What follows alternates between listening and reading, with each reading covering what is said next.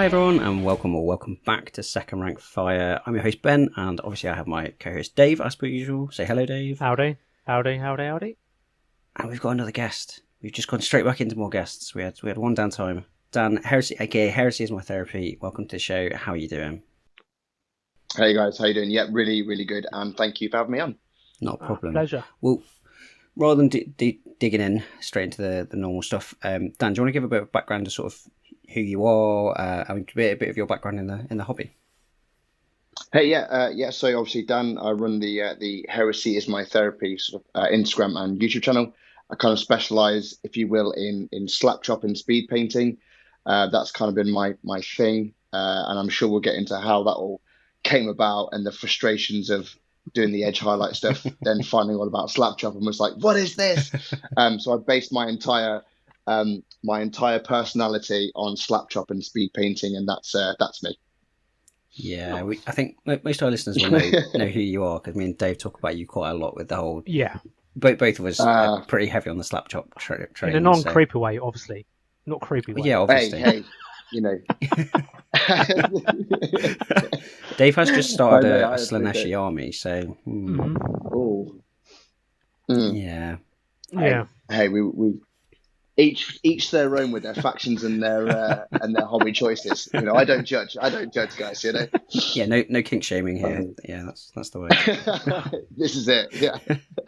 Don't deny it. Once you try it, you'll love it. Trust me. That's all I got to say. Hey, and it seemed to have worked out for Pilgrim and all of his boys. So you know, hey. Yeah, that's for sure. Oh dear. All right, Dave. Let's crack on, because I think both of us are going to start off probably in the same way. Mm-hmm. So, Dave, what have you been up to over the past 2 weeks? Zilch, to be honest. Yeah.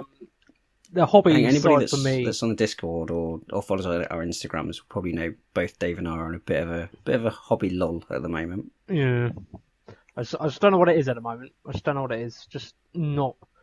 I think everyone can agree when you have a hobby burnout, you just no love for it and stuff like that. I've still got my Noise Marines in bits here still. Well, I left it off like 2 weeks ago before even the box came out. Yeah, it's a bit soul destroying, but as I've got other stuff going on at the moment, potentially moving and other bits, and it's just taking a massive burner. As people say, real life comes first, unfortunately. It should be the other way around, toy soldiers first, but it doesn't work like that, unfortunately, because real life pays bills and stuff like that. Yeah.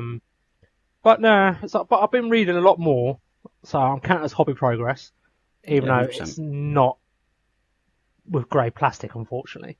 But that's me. How about you, Ben? So I have done my challenge this time around. I know that I don't. All right, show off. My challenge was so Dan, this is my challenge before this challenge was to paint what did the Kieran set me? 50 Marines. They wanted me to paint in 2 weeks. They wanted to paint 50 Marines. Yeah, I think I painted 15. So my challenge that Dave set me, Dave was really kind. He was like, you have to build 10 gaunts. That's it. So I built 10 gaunts. So, and that's almost it. I totally forgot. You did say 15-1-5, not 50-5-0. They challenged me to do 5-0. Yeah. What? In 2 weeks? Yeah. The Kieran, so the Kierans are psychopaths. I'm just going to throw that out there, and they know that I love them, but they are psychopaths. Even with slap chop, I'd struggle to do 50 in 2 weeks. Yeah, I did 15. I was quite pleased with that, because I did 15 intercessors, and I hate painting intercessors. It's so weird. I can't see why you guys would be having burnout. I just don't see the correlation of why you would be having that, to be honest with you. Well, I think, was it the Kieran set me 30 Death Riders, didn't they? Yeah. And I've done 20 out of 30 fully painted, and I've still got 10. I've done all this, like the dry brush stages. They just need the contrast / army painter to apply. Yeah. But where I've done 51 horses in total, you can see where my army burnout is. I can't say it. I really, really can't. I just don't see the correlation in any way, shape, or form, guys. Yeah. But no, Yeah, wow. Dave was nice to me last time. So I did the 10 gaunts, so happy days, did my challenge. I did a little bit of extra stuff on Magnus, which is the slow burn project. So I did a little bit more of the gold on the edges. And I think when was it? I think it was this earlier on this week. I decided to try and get through my burnout by starting a whole new project, painting in a completely different way. And no, it's only one marine. I picked up one marine, but I have decided I'm going to try and paint it NMM gold, the entire marine. Okay. I've never painted an NMM before, so I thought, I'll just start big, start with the marine, just go with the whole thing of NMM. Yeah, I thought it was just such a sideways shift in project from doing loads of slap chop and painting on doing loads of custom chapter stuff and Magnus. I was like, I'm just gonna put all that to one side and do something completely different. And I've painted 2 legs so far. Yeah, Nice. I forgot how to paint Nice. in the normal style. It's been like a year. I've been slap chop painting for just over a year, and I was like, I don't remember how to do like thin paints with a real paintbrush anymore. So wildly, you can slap chop gold NMM. Yeah. It can be done, but it's a bit of I mean, I suppose, like you say, it's good to go back to just normal edge highlighting type style painting. Yeah. So yeah, interesting. Yeah, I have this habit. So Dave knows all about it. I have a habit of just starting loads of projects. So I have like 10 different projects on the go generally at one time. Just because I get bored, and so I'll move around. So it stops me burning out by just constantly moving from project to project. So yeah, it's just another one. As Mrs. Heresy is in the other room, I'm not going to say how many projects I have ongoing at any given time. It's all for YouTube though, right? It's important YouTube business. It's all for the monetization. It's all for the business. It's work stuff. Is what I say. Yeah, It's work stuff. Let me know how that goes. Yeah. No, sweetheart, I'm telling you, everybody wants to see this custom chapter. It's what they want. I don't make the rules. It's what the people want.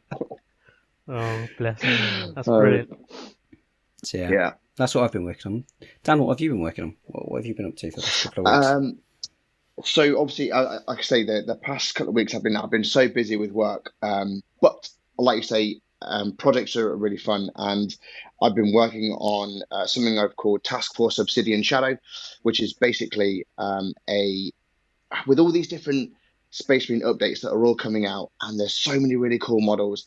But what I hate having to do is like go, oh, I really like some of that Blood Angels, like Sanguinary Guard, for example, or I really like I don't know, some Ultramarine stuff, or I really like some Black Templar stuff, but I don't want to have to repaint an entire army over, and I can only paint an intercessor green so many times, or blue, and you got like, and then it's another 1,000 points of this and 1,000 points of that. So Task Force Obsidian Shadow is basically a chapter, a custom chapter based on asymmetric and cross hybrid tactical warfare, where they specialize in every single chapter. So basically what you can do is, if you want to, so I've done all your baseline models, so intercessors, aggressors, gladius, assault marines, all the standard Adeptus Astartes stuff in like a stealth black silver. So that basically you can just go, right, I really like, say, I like Lazarus from Dark Angels. I fancy doing Dark Angels. Okay, so I'm going to buy him and a few specialist stuff, and then I'm just going to bolster everything else with Obsidian Shadow. Yeah. So over the past 2 weeks, I've managed to get a Gladiator done. This week I've done 5 Assault Intercessors with jump axe. I've done a Scout, and I've done some Eliminators. So nice. I've managed to get those all done. And just switching fire from the Citadel contrast paints to army paint speed paints. And Dark Star, is it Dark Star? Dark Star paints. They've got a really nice non-oil variant that is fantastic. So I've just kind of been playing on that. So that's been my project this week, is getting this done. And I've also been working on the Hell's Last models. So I've built those, based those, ready to do some tutorials on those coming over the next few weeks as well. Nice. So yes, it's been busy 2 weeks whilst work and holiday and kids. That's what I've been doing. So yeah. Oh wow, Yeah, a lot more. Blows us That's what I mean. out of the water. But there's been like no real like video tutorials, unfortunately, because like you say, when you're trying to like find the time to get projects done, and then try to film on top, it's just like, and work and family. It's like you say, as you guys know, it's hard work. Yeah. Absolutely. But one day this will be a full-time job. I'm sure of it. So that's the dream. Yeah, I'm sure you'll get there. It doesn't feel like you're too far away, I imagine. We'll get there. We'll get there, guys. We'll get there, bit by bit, day by day. So that's what it is, really. Yeah, but that's sort of the past 2 weeks. That's what we've been working on over here. So yeah, Nice. That's the exact same thing that I'll do with my custom chapter. I've designed them so you pick up whatever characters you want, whatever extra stuff you want. There's another guy on our Discord who does the exact same thing. It seems to be a more and more common thing because so many other cool models. You're like, well, yeah, I don't want to go and paint a. They say I don't want to go and play a Blood Angel's army and a da-da-da-da-da. yeah. So yeah, that's exactly what I'm doing as well with my custom chapter. Yeah, I just think it just makes sense, like I say, because there's so many, lovely models out there, and like you say, I don't want to have to paint 1,000 points worth of Blood Angels when I could just go, there's your custom chapter that bolts onto your Sanguinary Guard, your Death Company or your Lazarus, your Inner Circle companion, all that sort of stuff. Because like you say, there's just so many really nice models, but painting Dark Angels green over 50 intercessors, no thank you. I'm okay. I'm good. Stealth black's really easy to do, so it just makes sense. Yeah, I think I've got about 4,000 points of Dark Angels, but it's mostly Terminators. Oh, I think I've got 40 odd Terminators, something like that. They're really nice Terminators as well. Those Deathwing Knights are just, the newer sculpts are. Yeah, they're beautiful. Absolutely beautiful. They really are. Yeah, really nice. Yeah, so I've put my Dark Angels to the side now because I've got enough of those. I've got my Terminator lists. I've got all my Ravenwing lists. I'm like, I did the same thing. I was looking at the Intercessors. So one of my challenges at the start of the year was to try and paint all the Green Wing, and I looked at them and went, I just can't be bothered. I can't be bothered to paint all of these green. I'm never going to use them as Dark Angels because why would I? I've got Terminators. Yeah. So, yeah, this is it. Yeah, definitely. Nice. But I'll carry on with you, Dan. What are you gonna get done in the next 2 weeks? So next 2 weeks, let's have a think. So I've got a few things ongoing. So I've got a Death Watch tutorial to make. I've got some Death Coil Krieg stuff actually to start doing, and I'll just be carrying on with the rest of the Obsidian Shadow stuff, ongoing with that. My mate of mine has challenged me. It might seem like much, but by November, December time, we want to have like a bit of a trench warfare game of basically just 1,000 points of just Death Coil of Krieg versus cultists, Chaos cultists, but we're basically doing 1,000 points worth. Nice. And that's a lot of Death Coil of Krieg. Yeah. If you're just having like literally just like base like battle line troops is basically what we're going for. So no big tanks, none of that. It's just basically either heavy weapon teams, command squads, and troops. That's basically it. But 1,000 points worth of that. So he's given me till November to get that done. And I'm like, oh yeah, that's no problem. And then I'm like, I've got this to do, that to do, this to do, this to do. And it's just like, hang on. Yeah. But yeah, so the next 2 weeks, I'm going to get a lot more of the Obsidian Shadow stuff. I've kind of got a bit more of a drive for that. I've got the Hell's Last to do over the next couple of weeks as well for those. And yeah, that's really kind of next 2 weeks on the cards. Those How about Krieg you guys? models have got a lot of lot of detail on. This is when we were talking to Kieran's about. So what did Kieran do? Yeah, he painted. How many did he paint? He painted 40 in a batch, and it almost killed him. As one batch. And that's not Especially even the psychopaths. And I think he said that's not even 500 points. What do these guys do for a living? Like, is that like their entire life? Kieran works in I should IT, hope so. he basically works at home and paints while he does IT stuff, I think. So what pretends to be a meetings. Yeah. Yeah. Yeah, I love a Teams meeting me. Camera doesn't work, mic's off as well. Yeah. But yeah, one of the things we talked about is just compared to like the old foot slogging guard, they've got so much detail on. They're really nice models. But when you've got to paint like 50 of them. Yeah, and that's it, isn't it? You start to think, oh, maybe the old Catachans aren't so bad anymore, eh? Um, but that's another subject, I think. But yeah, but no, yeah, I mean, they're just so well put together. I mean, the model range now is just it's so incredible, so detailed, and you really do want to do the models justice as well. Yeah. Mm. Um, but like you say, I mean, they are really nice models. They're so well put together. They're so detailed, and yeah, if you're trying to edge highlight all of that can only take fair play to the heavy metal team that do it. Honestly, I know it's their daytime job, and I'm sure they get allocated, but like that has got to be a task and a half. It really has. It really has. Maybe they divide And the models are only getting more detailed, aren't they? Yeah, oh god, Oh, yeah. But you'd like to think so, wouldn't you? Which I'm sure we'll get into later on in the podcast. Yeah. Dave, what about you? What are you gonna try and break out the law? What are you gonna try and paint? I may just focus on try to get some colours on my second Lord Exultant, Yes. which is my Emperor's Children from the box. I may just apply a few colours at least if I can. And if one colour's enough for me, but I'll try to get a bit of it done. Just leaving I'm just looking at now, just leaving like the gold trim and stuff like that on certain bits. But I may start small and work my way up and see where I'll go from there. Did you see the Lord Exultant that was painted by what's his name from Tabletop Tactics, the prismatic sort of Fletcher paint with the prismatic cape? Oh, mate, are you doing anything like that for your cape? Oh no. I'm just a simple old boy, me. Just like one colour.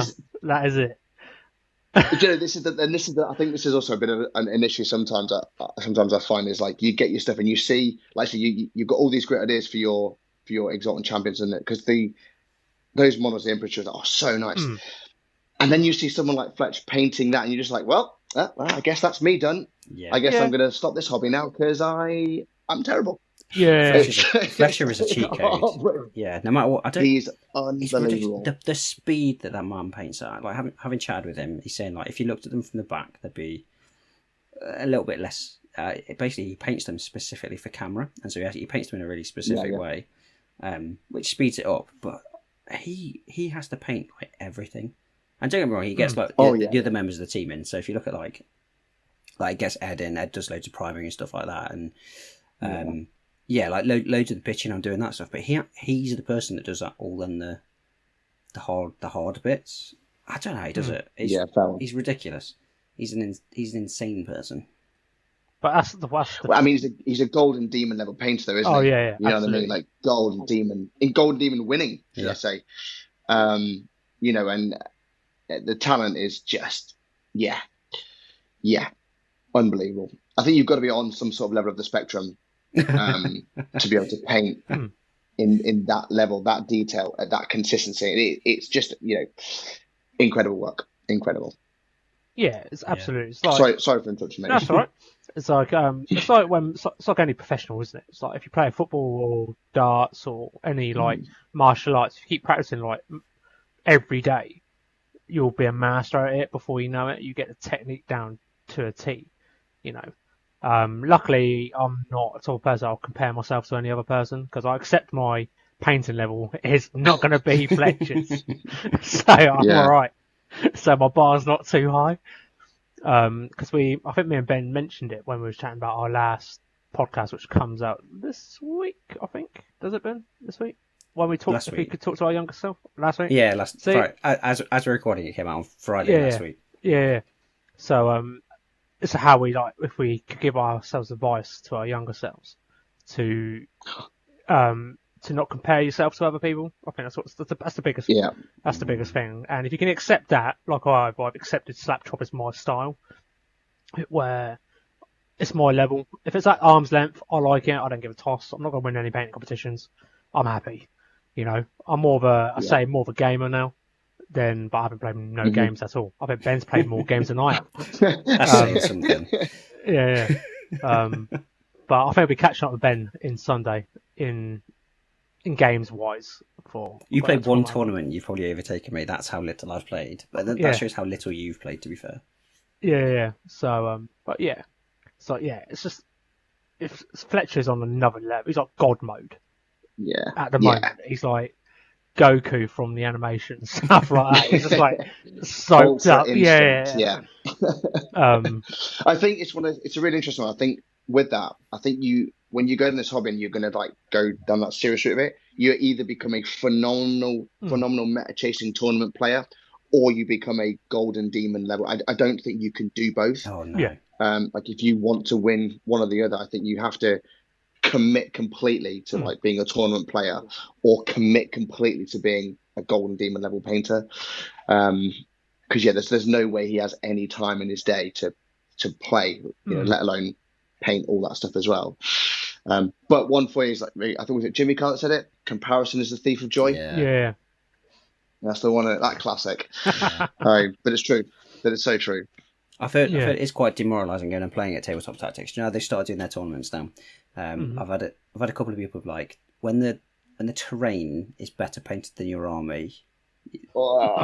Yeah, and apparently because obviously Fletcher has gone and painted all that terrain, and it's supposed to be absolutely stunning. Like everyone loves it just because you go put it's like those ideal games where you just like you've got this perfect terrain and you just put your army on it. You're like that the immersion's there.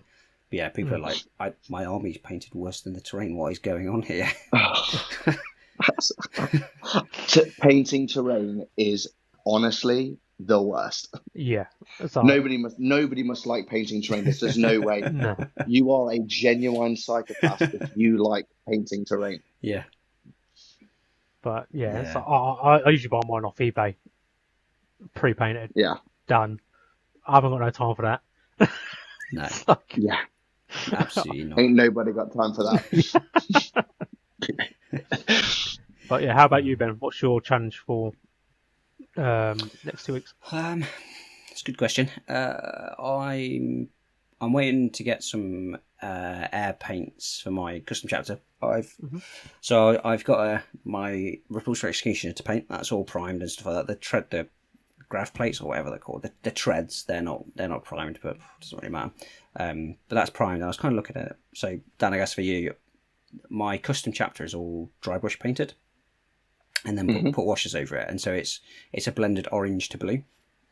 So the bottom of the legs, the arms, and the helmet and the backpack are all blended orange all the way through to like a dark ultramarine or a crimson fist blue. Yep. So that's all done with dry brushing. And I was like, maybe I'll be able to do it on the Executioner. I built the Executioner, primed it, and went, yeah, there's no way of doing this. There's so many big flat panels. It's just going to take me hours to get it all dry brushed and then get the wash on it without looking super, super streaky. So I'm going to airbrush it. I made the decision. I'm going to airbrush it. So I've been practicing on Magnus. So if my Magnus wings, it's the first time I've really tried to apply colour in the airbrush in a different way rather than just priming. My airbrush is for about 6 years has just been a primer basically. It's just supposed to be a cheap primer. So yeah, I'm going to try and get some paints, get some airbrush paints, get through that and see whether or not I can do it on the troops as well. Because painting those, I did a batch of 10 intercessors and I just, like I said, I want to throw them in the bin. I hated it, absolutely hated it. Right.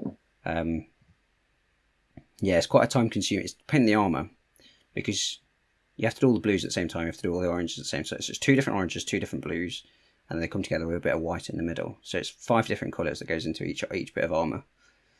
And you have to do them in a certain order, otherwise it blends weirdly. And then all of them have got 2 different washes that you have to do at the same time. It was a nightmare. Doing it across like 10 models at the same time, I was just like, I can't do this. Yeah, I thought I could, and I regret it. So yeah, they're on pause a little bit at the minute. Magnus, I want to carry on doing. So I'm really enjoying Magnus at the minute. Like I said, I've got most of the armour panels done. I need to do his other wing. And then the bits of feathers. It's got bits of feathers like everywhere. So I need to airbrush all of those ones. What else? I've got some more Tyranids to finish building. And like I said, I've started this NMM one. So maybe actually, I think my main focus would be trying to do this NMM Marine. just it's like slight different way of doing things. Got quite a lot of enjoyment out of sitting there and doing multiple thin coats, which sounds weird given how much I hated edge highlighting. So yeah, a bit of a mixture over the next couple of weeks. I'm still looking at doing some more YouTube-y stuff. So I'm going to change the sort of focus of the YouTube. This is obviously still going on, but doing some other stuff. So I've been working up that in the background, trying to understand how I'm going to change it up and what other things I'm going to do. So prep the ideas before I really film anything. What else am I doing? That feels like a lot, given that I've basically done no hobby over the past 2 weeks. I'm sure I said I'd do like half of this stuff last time, but yeah. I think that was a couple of weeks ago, wasn't it? Like, you talk about your tank and it never materialised. It's primed. I've got it. It's built and primed. I could technically put it on a table and it wouldn't be grey. So it's not got a main gun because it's not magnetised yet. But that doesn't matter, right? You're right. It's like a sawn-off shotgun. It's fine. It's just fine. You're playing night fight. Don't need colour. It's fine. Exactly. Doesn't matter. I've got so many other primed marines. I could just literally put a table's worth of primed marines on. But that's just a black chapter. It's fine, right? What primary are you guys? I know you said you were using an airbrush, but have you guys used any of that Colour Forge stuff? I literally bought a can last week. Literally just picked up. I am not joking. Where has this been all my life? I am not joking. This is not a sales pitch. I'm not sponsored by them. Honestly, no word of a lie. I picked up what is it? I've got some here. The matte black Colour Forge stuff. That's the one I've got, yeah. Oh, honestly, have you used it yet? No, I haven't personally. No. Right. when you use it, you like when I first discovered Slap Chop, you are going to be like, why has this not been in my life since day one? Throw all your other, because I used the Army Painter spray at first, and it is garbage. Like I love a lot of their stuff. I really do. Like I love a lot of their speed paints, but their primer in the spray can is like the worst. I picked up this kind of Colour Forge stuff, and honestly, I can't. How do I describe it? It sits on the model exactly how you want it to sit on the model. I don't. That's the only way I can describe it. Is it sits? It just. If you used to go, give me the perfect primer, Colour Forge went, there you go. This is it. Oh, and they've got so many. Honestly, glowing, yeah. Genuinely, it is like it. I really wish I could describe it. It's got a really nice matte finish with all the detail in it perfectly. When I sprayed the Hell's Laugh stuff, I was just like, well, this is brilliant. Where has this been all my life? It's you won't be disappointed. And then you're going to go, well, I guess I'm going to throw my airbrush in the bin now. Because, honestly, it's really good. Really, really good. That's what I heard. So really, really good. I picked one up from Cryptic Cabin. Obviously, it's nice because we've got one of those open in Bristol. Yeah. So Russ, who owns Cryptic, I was chatting with him about it. He has a past doing fairly naughty things with rattle cans. And he was saying, like, the nozzle design, like the GW one, the Chaos Black, or whichever one you want, apparently that nozzle design is basically on or off. And that's why there's a lot of people that have the issue with it overspraying or underspraying, is because that's the way it is. Apparently the Colour Forge one is, as you depress it, it gets heavier. And so that's why a lot of people love it a lot more. It's literally, if you just barely touch it, it will spray that amount. Apparently that makes a big difference. He's got a lot of history doing this stuff, so there you go. Honestly, well, if he's also been impressed with it, I could honestly safely say I will not be using anything else from that moving forward. 100%. I'm glad to hear it, because I've just bought it. So I use the Vallejo Air Primer, so I just put that through the airbrush. Oh, yeah. I've spoken to loads of people. Loads of people have had problems with it, rubbing off and things like that. I've never had a single problem with it. Never chips off. Yeah. It's never worn off for me. It's worked really well. The reason I've moved over, or moved back to rattle cans, is I've toned down how much I'm buying now, and so most of the stuff I've got is primed. So it's only small numbers, and so you're only kind of using the airbrush for like 10 minutes, and then you've got to spend the next half an hour cleaning it. I can't be bothered to do that every single time. Yeah. So you either wait for ages until you got like loads to prime and you do all of that, or you just spend a crazy amount of time just cleaning it. Yeah. So yeah, I think that's everything that I've got. So Dave, I think in terms of a challenge, I think just getting some paint, just to get you out of the rut. Let's make it nice and easy. Just get some paint on that Lord Exultant. Yeah, all right. Just any paint will do. Paint it blue, and then you have to strip it back again. Just any paint will do. It's one of those things, though, isn't it? I guess the challenge is just try and break the rut more than anything. Yeah, to try and break out of that burnout. That's the thing. But I've got Dan's got the Hell's Last unit, but I'm reading the book first at the moment, which is epic. It's pretty much guard porn from start to finish. It's brilliant. And did you get the model prior to this one, Dan? Like the first, is it Mika, whatever her name is? Minsk or whatever her name is. Yeah, Minkolesk. Yeah. Did you get the first one? Yeah, Minkolesk. So, I did. Yeah. So I got the first one, and I've still not built it yet. I just thought she was actually just quite a cool character. I thought like her sort of like hero arc was actually really quite a cool story within the Guard. And so I bought the commemorative model when that came out. Because I tend to listen to the audiobooks, and then when the Hell's Last one came out, and I thought, she looks the absolute business there. Yeah. Really cool command squad. The fact they legends it was ridiculous, but that's not the point. But I just thought it's just a really cool set of models. The pricing of it was a bit like, oh wow. Yeah, I did look at that. I was just like. Well, I'll be honest. I was very fortunate to receive a copy. Of it. Which I was really, really fortunate to receive a copy of it. But the models are just fantastic. Push fit though, which was a bit. Oh really? Yeah, they're all push fit. Yeah, so they're all push fit, which I was a bit like, well, fine, because it's really easy to put together and they fit really well. But also it's like, well, what if you wanted to just start doing some customization? They're very like boom, boom, boom. That's it, done. Fine. I'm quite surprised but when you're paying, by that because when you're paying £50 for a box and they're push fit, it's a bit of an issue there. Yeah, it's not fantastic. I think no, but the models do look great. Yeah. So it sort of compromises it, doesn't it? Yeah. But with regards to Minkolesk, I really enjoyed her story, and I think I've read Cadia Stan's, and I've got a few more to read in that arc. But yeah, I can, I like the Minkolesk stuff. Have you fully read the Hell's Last yet? No, I haven't yet. No. Oh, okay. So you won't be disappointed. Trust me. Okay, good. I'm currently listening to the Siege of Vrax at the moment with the Krieg lot. Oh, funny enough. So the third one in their story. So that's my next book I need to read. Yeah, not bad at all. Oh, is it? Oh, yeah, not good. bad. Sweet. I want to sit in the corner. Never touch the card book. Never will. They have with the name First Rank Fire. I don't like God. No. So yeah.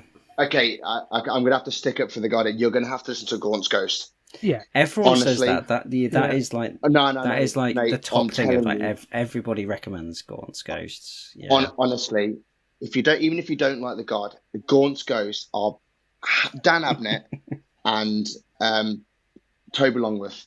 You cannot go wrong with that pairing. Honestly, the Gaunt's Ghost books on Audible with Toby Longworth, you will not be disappointed. It is just. They're just perfect. They're just absolutely brilliant. I cannot recommend them enough. So what was when I read the Gaunt's Ghosts, I had like the original like the A Team or something like that. Yeah, and they're just a bunch of misfits all together. It's hilarious. Honestly, they are just, and don't get close to any characters in that series. Yeah. It's like Game of Thrones, but like on a much bigger scale. Because so many times those books you're just like. No, that never just happened. Honestly, the Gaunt's Ghost series, you will not be disappointed with it. Like, forget all the other guard stuff. I mean, it's what, 16 books? I think that's like the biggest, outside of like, I mean, the Siege of Terror and all that sort of stuff and the Horus Heresy, but that's all of this is like a specific unit, 16 books. How they didn't get like, how they didn't get their own Recce unit within when the guard release came out. I mean, I know they got the actual Gaunt's Ghost unit, but why didn't have like the actual Recce unit as like a scout unit? The scouts. How they didn't get their own unit is beyond me. But honestly, when it comes to those audiobooks, Gaunt's Ghost, you will not be disappointed. You will not be disappointed. So many people have said that to me. Who knows with this Henry Cavill live action, could be a Gaunt's Ghost series coming. That'd be epic. Oh, don't do it to me. I think he's going to go Eisenhorn myself. I think he's going to go so. Eisenhorn. I love the Eisenhorn books. I'd be totally bought into that. I think that'd be amazing. I love that character. But if you like the Eisenhorn books, you'll love Gaunt's Ghost. It's Dan Abnett and Toby Longworth. Yeah, like I say, so many people have recommended it to me. What am I on at the minute? I've gone back and started listening to Dark Angels books again because I've got a habit. So yeah, Ben, your challenge this week is to download First and Only and listen to it. Oh yeah, okay, maybe yeah, okay. I'll take that as a challenge. Yeah, I can listen to that on the way to work. With that book. Yeah. That's got to be the one. And if you heard Evans, if you're not happy with it, I will send you the money for that book. If you're not happy with it, that's how confident I am. That's good to know. Yeah, okay. We've recorded that, so it's all recorded. So I've got the evidence, and there'll be plenty of people that will hold me accountable to that as well. So it's fine. It's fine. I've said it now. I can't imagine being disappointed by it. Like I say, I mean the Brushlicker boys.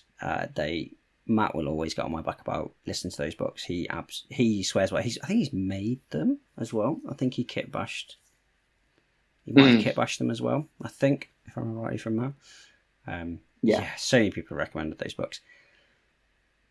I just don't like God. Maybe that'll break me. Maybe that'll change me. Maybe I'll listen to that and I'll be like, actually, you know what? I'm going to start a God army. It'll be like next episode. It'll be like blubbering all God stuff. Yeah, I've listened to all 16 books at that point. I just permanently got headphones in my ears listening to it. It may break me. My wife would probably break me before I get another army, but you never know. But ironically, I don't think you'll still want to play Guard. I think you'll just enjoy the story, because I've never really been much of a Guard player outside of the Gaunt's Ghost, because I've not really got much Guard. I'm not too fussed about it. Outside of like Deathcore or Krieg, because they're just really cool.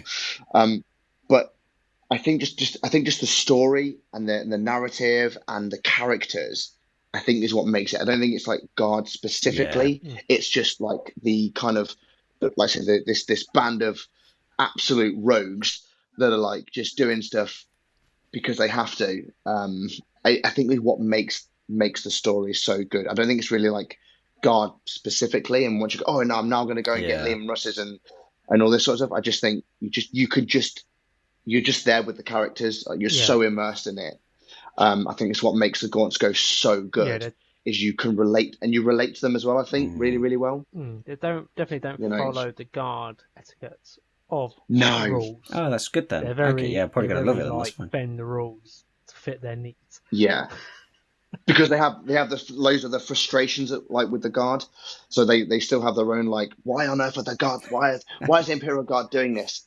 And then basically, they're always sent on some sort of like suicide task, of course, where there's no way they're going to make it back, but they do somehow, and and it's just a really immersive series that I don't think will inspire you to play Guard, but will inspire you to keep reading about this specific unit within the Guard.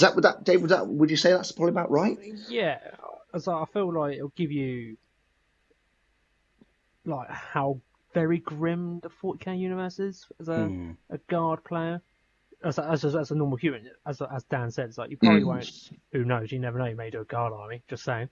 But if I was going to do a Guard army, it'd just be Baneblades, just a line of Baneblades, and that'd be it. Well, you could have sort of Can you do that? Baneblades. Yeah, that's fine. I like knights. That's to say, I regularly run my Chaos Knights as like 6 models, so I'm used to that. That's fine.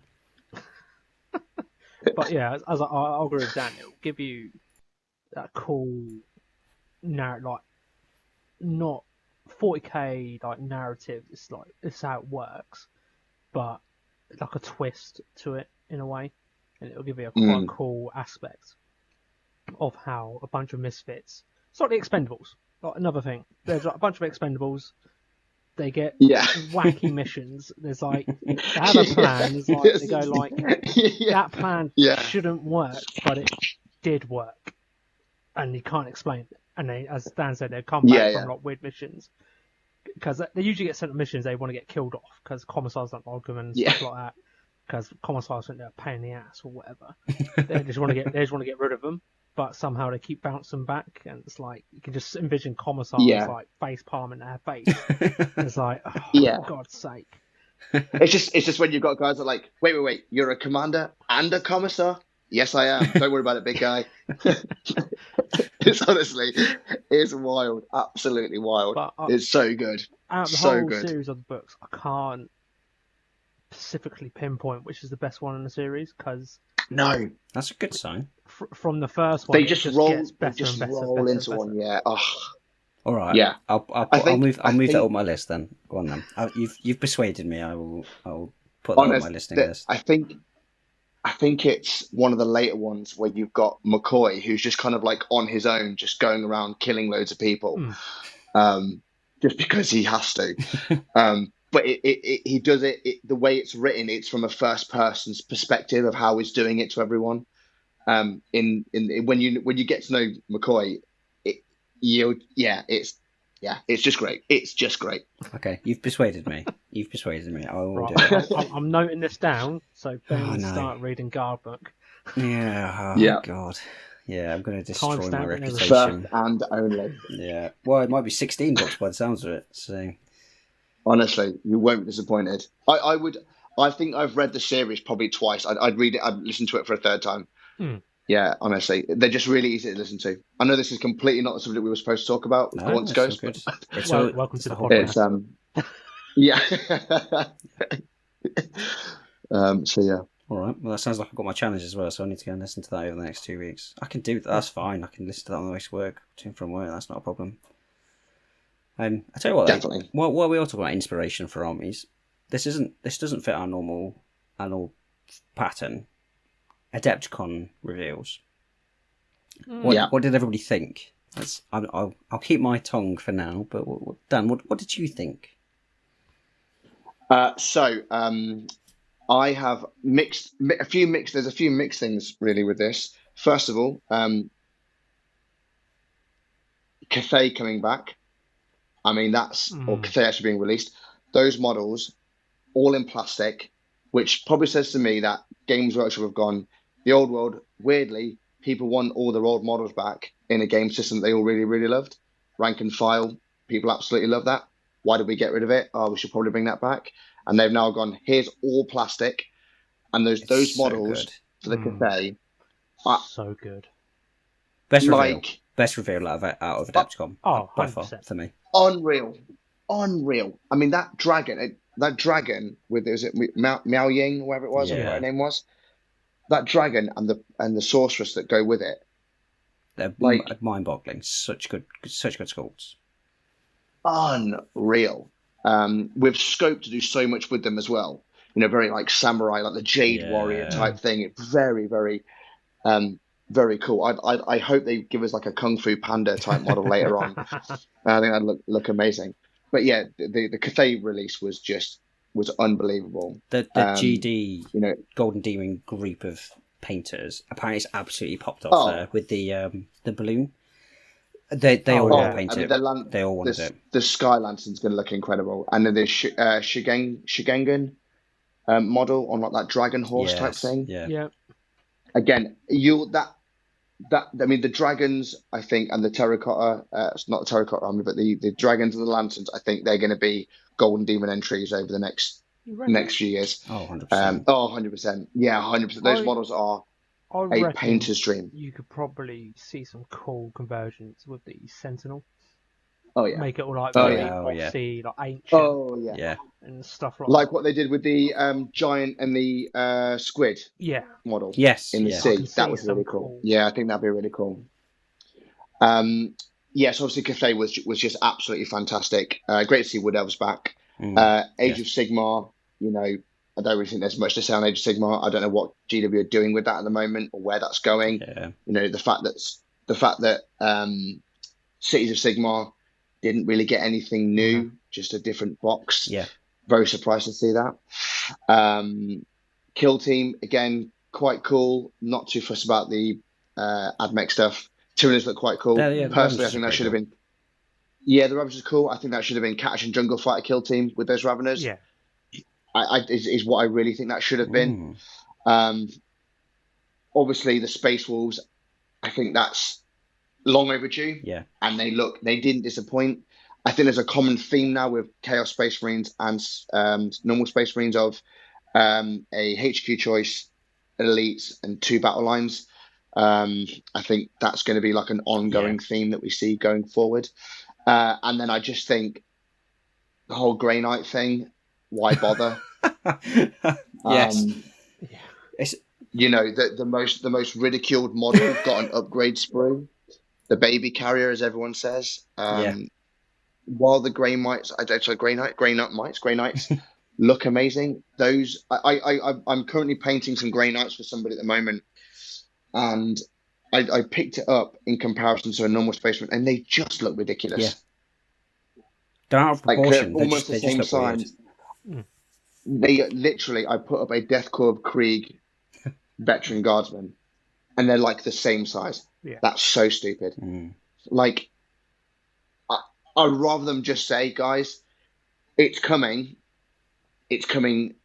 Like, we're waiting to get this right, because I know that when they do it, wow, is that going to be a release? Yeah. Like that release when Grey Knight does happen.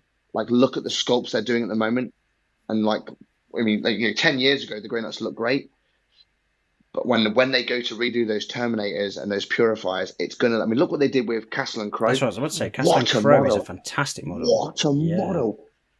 Just think what they'll do with the rest of the range. I just wish they would say, guys, we are aware of how dated these models are. It's going to be big when it comes, but for the time being, we're not doing anything. Just say that. Just don't even do anything else. Just say that's what we're doing, and you can go, okay, fine, yeah, cool, happy. But yeah, the Grey Knight thing, we're just like, oh, come on, guys, just why bother? Yeah. But those Space Wolves look unbelievable. They are really cool. They are really cool. I do wish there was something more around the Wolfen. I think that was a big miss. I love the Wolfen models, but I think they're looking quite out of date now. I think when you look at them compared to the level of detail that you've got in a lot of the new ones, I think you can do so much with a Wolfen model.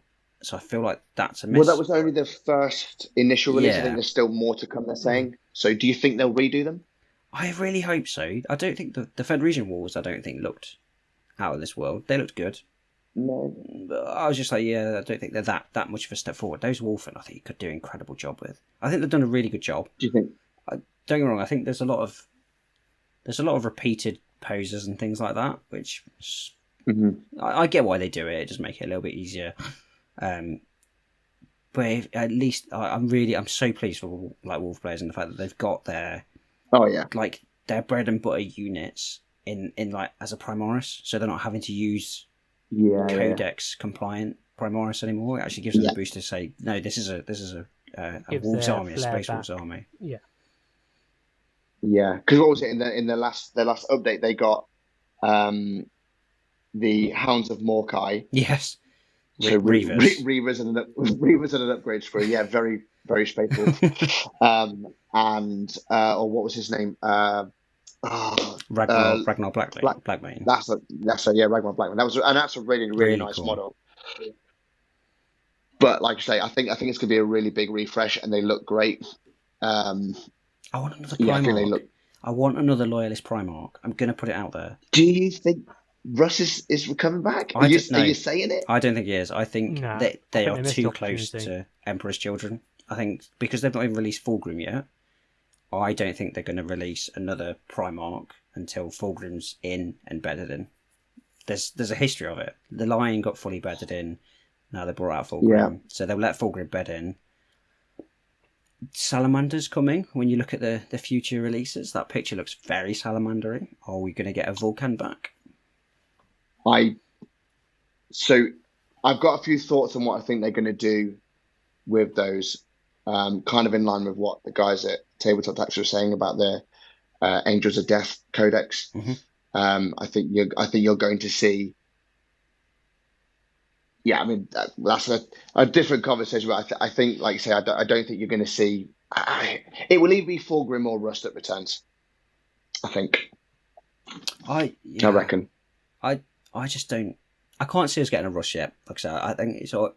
I guess it depends on how long it's going to be before they release all the Space Wolf range. But given that Fulgrim's not actually hit the shelves yet, it feels too early.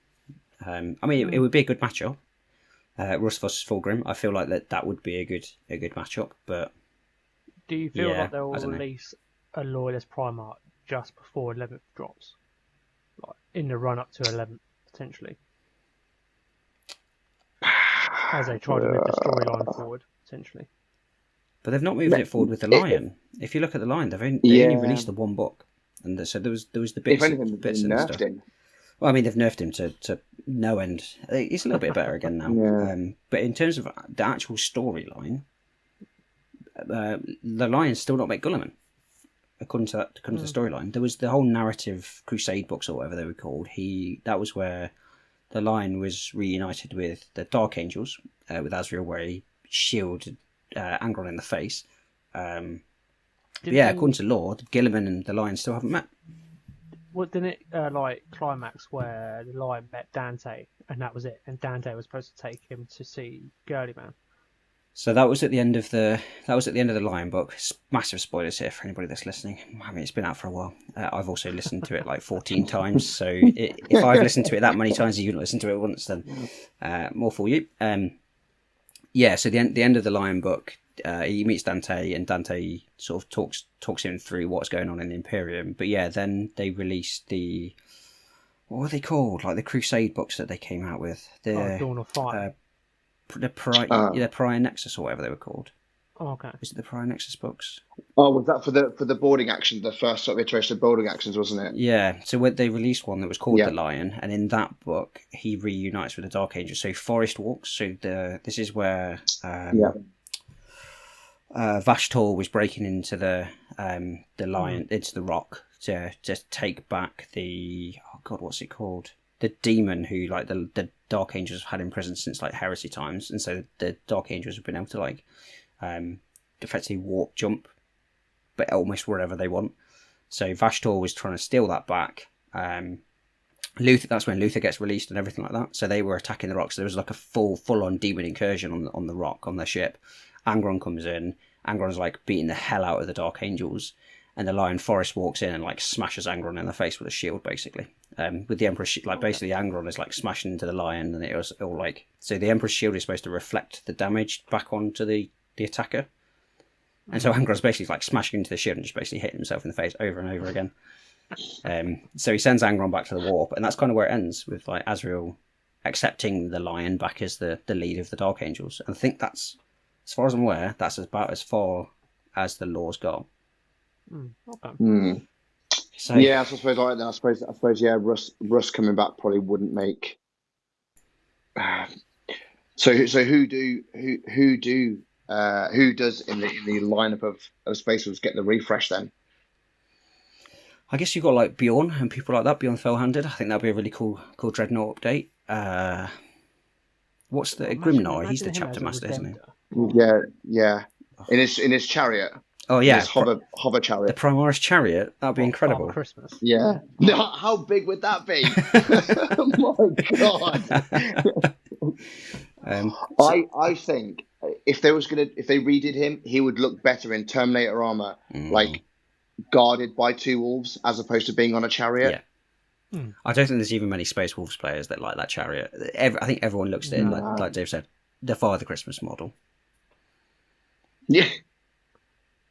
With the Space Wolf range, they've got the most epic lore they have in 40k, I reckon, the Viking style.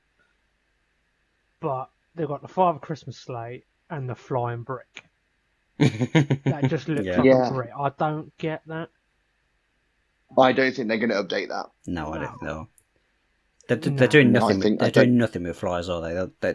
There's been no Well, updates. There's been almost what's no flyers nowadays? Primaris I've never flyers. seen a flyer in a Maybe game takes of them. 40k.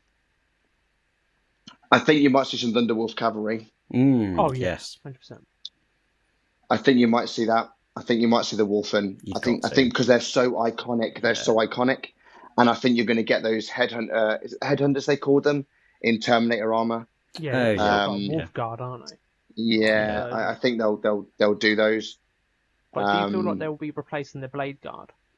The water headhunters? Oh, Yes. those ones. Yeah.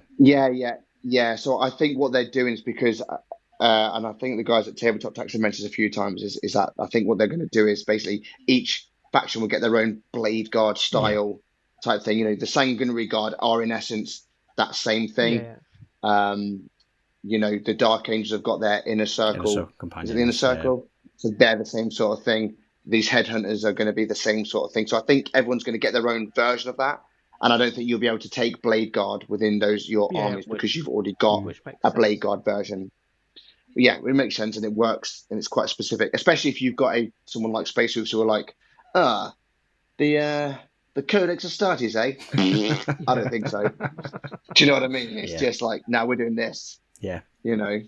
What were the Devastator Yeah, opponents? so- Were they the Grey Long Beards? Fangs. What were they called? Long Fangs, that was it, yeah.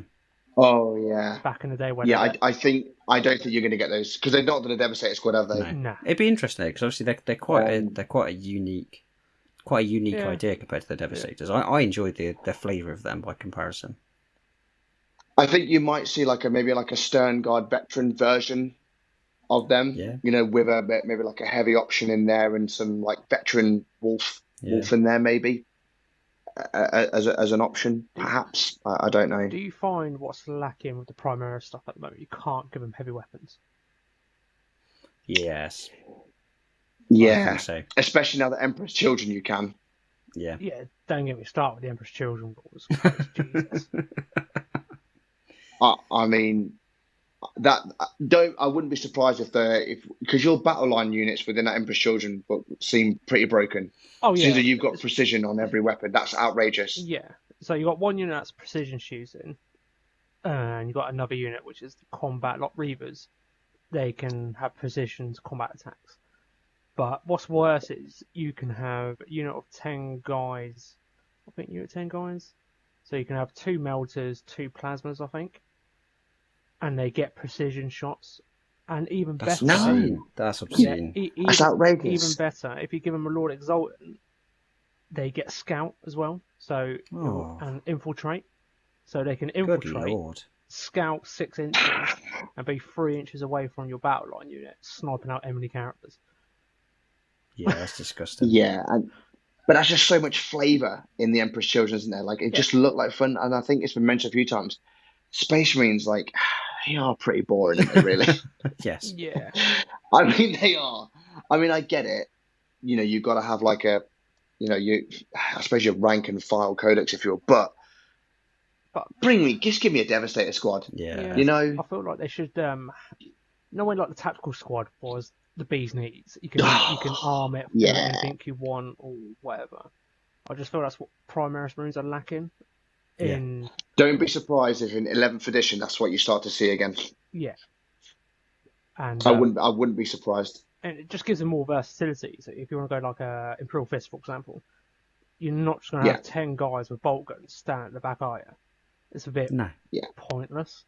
Well, look at Deathwatch. Deathwatch are a prime example. The amount of your specific units that are just interchangeable with each other. It works. But yeah, no, I think there just needs to be a bit more flavour with. Just give me a Devastator squad back. Come on. Would you like with a Rhino equivalent to a Primaris transport rather than an Impulsor? Because I see it as an Impulsor as a Razorback type of vehicle. I'm not a big fan of the gravity stuff. I like the good old tracked. Yeah, like the I get it. They're supposed to be I just think they just look aesthetically more pleasing when you've got big tracked vehicles. You know, I think they just look aesthetically better. And I just don't think the gravity sort of stuff really fits with the sort of aesthetic look of a Space Marine army. They work for Tau, they work for Eldari, they work for those sort of those like that Xenos sort of stuff.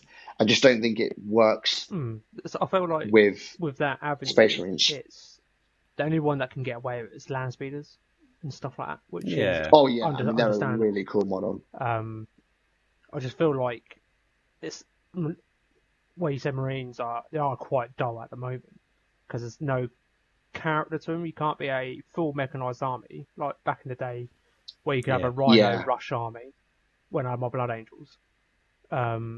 So you could be a full mech army or a full drop pod assault army. Remember those days? When you can just drop 8 drop pods down, 4 in the first turn, and just wreak havoc. But you can't do that anymore. I feel like they're losing their touch or character of what a Space Marine army is.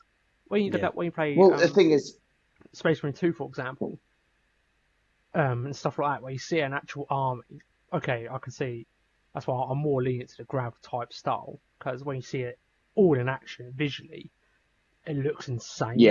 And stuff like that. But I feel like the kit that they got right with is the Brutalis and the Redemptive Dreadnought.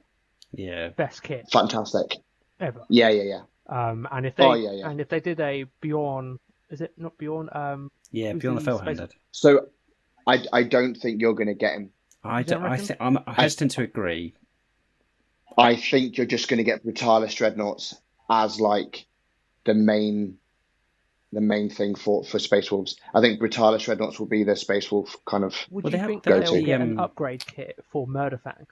They had the Wolfen Dreadnought. They had the Wolfen Dreadnought, didn't they? Where they had the big they had the ice claws or did they have an axe? But then they had a shield, didn't they? So there was the Wolfen Dreadnought. In one save, Yeah, so that was the Murderfang. I believe that was the Murderfang kit, and you could either make it into a Murderfang or you could make it into like a Wolfen Dreadnought. So maybe they'll do something like that.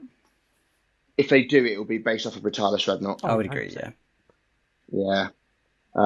But just going back to the point you're making about the gravity stuff, I think when you look at sort of like again on aesthetics, a Land Raider doesn't look out of place. No. Do you know what I mean? And that's still quite. You see a Land Raider, you're like, oh my god. You know, and I think if they did like a bit more of a battle, like a tanked version of a Land Raider, that would be quite cool for Space Marines. You know, but yeah, just go back on that point. I think Land Raiders still hold their own really nicely, 100%. And I think that's why the argument for tracked vehicles still kind of goes back. I feel like but yeah. will never remove a Land Raider because it's such an iconic. No, it is iconic. I mean, maybe they'll refresh it at some point. But it's the same with Terminators. Like you couldn't Primaris Terminators, could you? I guess like the Gravis was the thing they were going to try and do with. Them, didn't they? But they're incredible. Like Terminators they're so iconic to the game. Land Raider is the exact same. You can't get rid of the Land Raider. You just you may as well just end 40k at that point. Yeah, agreed. Completely agree. Oh, F4 delete. Yeah, the Terminator is like you say. It is just that every single chapter's got Terminators. They're just so specific to Space Marines. That Space Hulk, you know, they're powerful, imposing. They are going to ruin your day. You know, and I think now they play like when you see Terminators in the field, you're like, oh my god, Terminators are here. Yeah. This does not work out well. Yeah. What did you guys think to the reveal? Sorry, we kind of gone. No, it's good. I guess what did you talked a lot through anyway. But I similar sort of opinions that the Cathay are stunning. Yeah, I don't think I've got sort of much more to add beyond that. I don't think. Yeah, so I'm pretty much the same with the Space Wolves as well. It was really hard to top it off from the last time they did it. Was it around the New Year time? Was the last time they did it? Was it? Yeah. And yeah. That reveal was just pure epic. I can't remember what they did on that one, but it's like this one was a bit mediocre. It's like I feel like the other Chaos Gods got a bit let down. I think. Oh, that Can we just talk about the World Eater model? Good lord, what like? What have they done there? The blade's not even in the right place on the arm. They've done it on like, the inside of the arm. Who fights that way? Like, oh. So I'm kind of inclined to disagree. I actually really liked that model. I knew they weren't going to get me because World Eaters had that big, massive like update anyway. I think there was no real surprise that they weren't really going to get much because they've just done the Emperor's Children. But do a Khan. And I think now that. Or like a unit on. But his model's not even that old, is it? I know, but he still looks really small compared to the new ones. Yeah, that's fair. They could have given him a new. Yeah, Khan could have had a refresh. It's just an arm day, only. That's it. That's all he does. I know. I was really disappointed by that model. Okay. World Eaters needed red butchers. That's what that should have been, and they should have had them from the original release. They should have red butchers.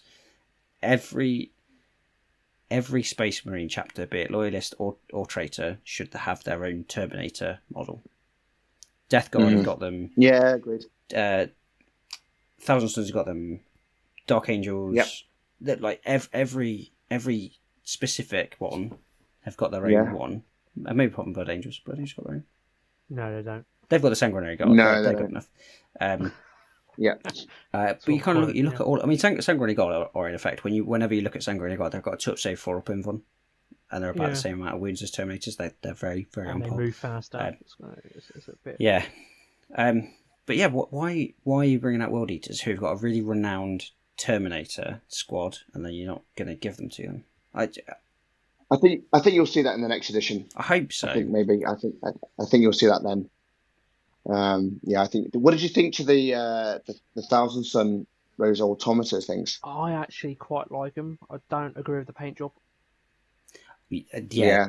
Have you seen people have been doing alternative paint jobs where they've been doing in the Thousand Sun blue rather than that weird cream armor? I don't know why they went down that route.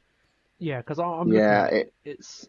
I would still stick to the traditional Thousand Suns, like gold trim, the blue and gold, and probably do the head. I'm trying to look underneath. It's like a dome thing. Yeah, it's like a little dome in there. Head thing. But I actually quite like it. It's just not the right execution paint scheme, I don't think. I'm a bit confused by it. Well, I think when I first looked at it's kind of. It doesn't give me like Egyptian Space Marine. It gives me Egyptian Mechanicus. Yeah. Oh yeah. So it feels like they've kind of gone somewhere between Thousand Suns and Mechanicus with it. I saw like a meme or like a pitch edit. It's like, what's those big robot things from Mechanicus? The Thalax or whatever they're called. With another Thousand Sun Terminator. This is the baby, pretty much. Yeah. They're good. I really like them as a model. I was just a little bit like the paint job, yeah. The paint job didn't agree with it. I was a bit confused about where they sat. Yeah, when you see them next to the blue and the gold, and then they're like in bone, and you're like, what are you? Yeah, aren't you? Are you? Aren't you? I agree there. Yeah, I agree. If you've not seen them, go and look. People have done like paint shop things like that. I've put them into like either the Heresy colours of the red, or they've put them into the sort of 40k. They look really good. They look so much better with a proper paint job. Speaking of Heresy, were you guys disappointed not to see the 3rd edition or an update on Horus Heresy? I don't know about you. I don't play Heresy. I know that it's it's been talked about quite a lot. Interestingly, that was one of the questions we've got for you. Do you play Heresy? I don't, but when I say I am so close to playing it, I'm so like, because when I was at the Outpost in Sheffield with Dan, I don't know if you guys have been there, really, really good shop. And we were sitting there talking about it. He'd almost done a very good job of like convincing me to start playing. I painted 20 Sons of Horus Marines for someone recently, and the models are really, really nice. And I'm just sitting there going like, oh no, this is not good. Oh no. I'm starting to price things up, and I'm like in the different chat groups of like talking about it, and everyone's going, oh, it's really good, it's well balanced, because I really like a nice well balanced game. I play a lot of Lord of the Rings or MESBG, and that's such a well balanced game. And because I love the Horus Heresy books and the Siege of Terror, you know, and some of the iconic characters that are in that, I'm so glad I have enough projects going on, and I was like, oh, well, I could do a Space Wolf army, and I just knew that as soon as I did do a Space Wolf Horus Heresy, they'd bring out Space Wolves in 40k, and so yeah, I'm kind of on the fence at the moment. I'm very close to doing it because the Horus Heresy models, I don't know if you've seen them, but they are just stunning. They're so nice.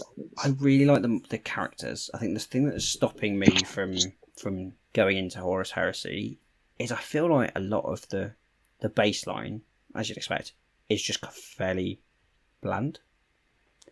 They're good models, don't get me wrong, they're really good models, but kind of if it's traitors versus loyalists, if it's Space Marine versus Space Marine, it's kind of looks the same apart from the characters. The characters I think are absolutely sensational. It's just more it is. I like a lot of the flavour that sits around when you look like Dark Angels. I love Deathwing Knights and things like that. I think they've got so much character around the specific chapter, which I think the characters have got, but not necessarily like the frontline troops and things like that. That's the only thing that puts me off it, really. Just painting more Space Marines. Just painting more Space Marines, yeah. What I might do is I'll just get all the characters and I'll just have all of them. I'll just get all the Primarchs. I love if those Primarchs were plastic, I'd have them all already. Oh, I wouldn't be surprised if they redid those into plastic, with how popular Heresy is becoming. But then the Ascended models, none of them are coming out as plastic, are they? Fulgrim Ascended and the Angron Ascended, they're not. So apparently they are supposed to be nicer to work with, but they're still not plastic, which was a bit of a surprise, given that when they re-released Heresy 2, they released like all of that stuff in plastic, didn't they? Like the Spartan came out in plastic, all of the foot troops came out in plastic, and then they went back to the Primarchs and went, oh no, we're going to make these back out of resin again. You're like, what? Why? Yeah, fell on. Interesting.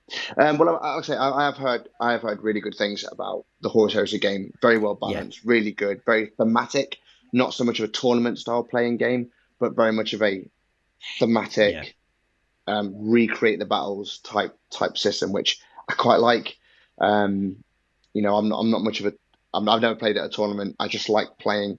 I like losing. I don't really care. I like seeing things. I like seeing things explode. You're in the right audience here. Things go wrong. Me and Dave lose because well. honestly, no word of a lie, and this is a bit of an ongoing joke with like people that I play with. I roll averagely, consistently low. Like if there's ever a time where you don't want a 1, that one's. I can even call it 1, and it will be a 1. Yeah, I think all three of us probably suffer from the same issue there. Honestly, consistently, averagely low. Yeah, is what. And every now and then I'll get that 6, and I'm like, oh, I needed that, and then it'll be like, nope, not today, buddy. So not today. Probably as a bit of a spoiler. So if this NMM Marine goes well, what I am considering is getting like the Spearhead Custodes box, nice, and doing them as NMM. So obviously it's a very long term project, but I think all of those models can be used in Heresy, if I remember rightly. Custodes are pretty interchangeable between Heresy and 40k. Yeah. Sorry. So maybe that's what dips me into Heresy. That's always been an army that I've wanted to kind of do. And I think if you were going to get into the Hobbit, it's probably the cheapest army to get into. Was it 4 models? It's 2,000 points. And especially with that new detachment rule they've just brought out for them that allows you to basically have like each person's its own hero. Which makes it more very much Custodes. Yeah. I think I don't really think you should have. There's an argument to say they shouldn't even be an army for the fact that, like, what did I say, 5 Custodes should be able to take a planet. Yeah. And you've got 20 in a box. Yes. That's an entire.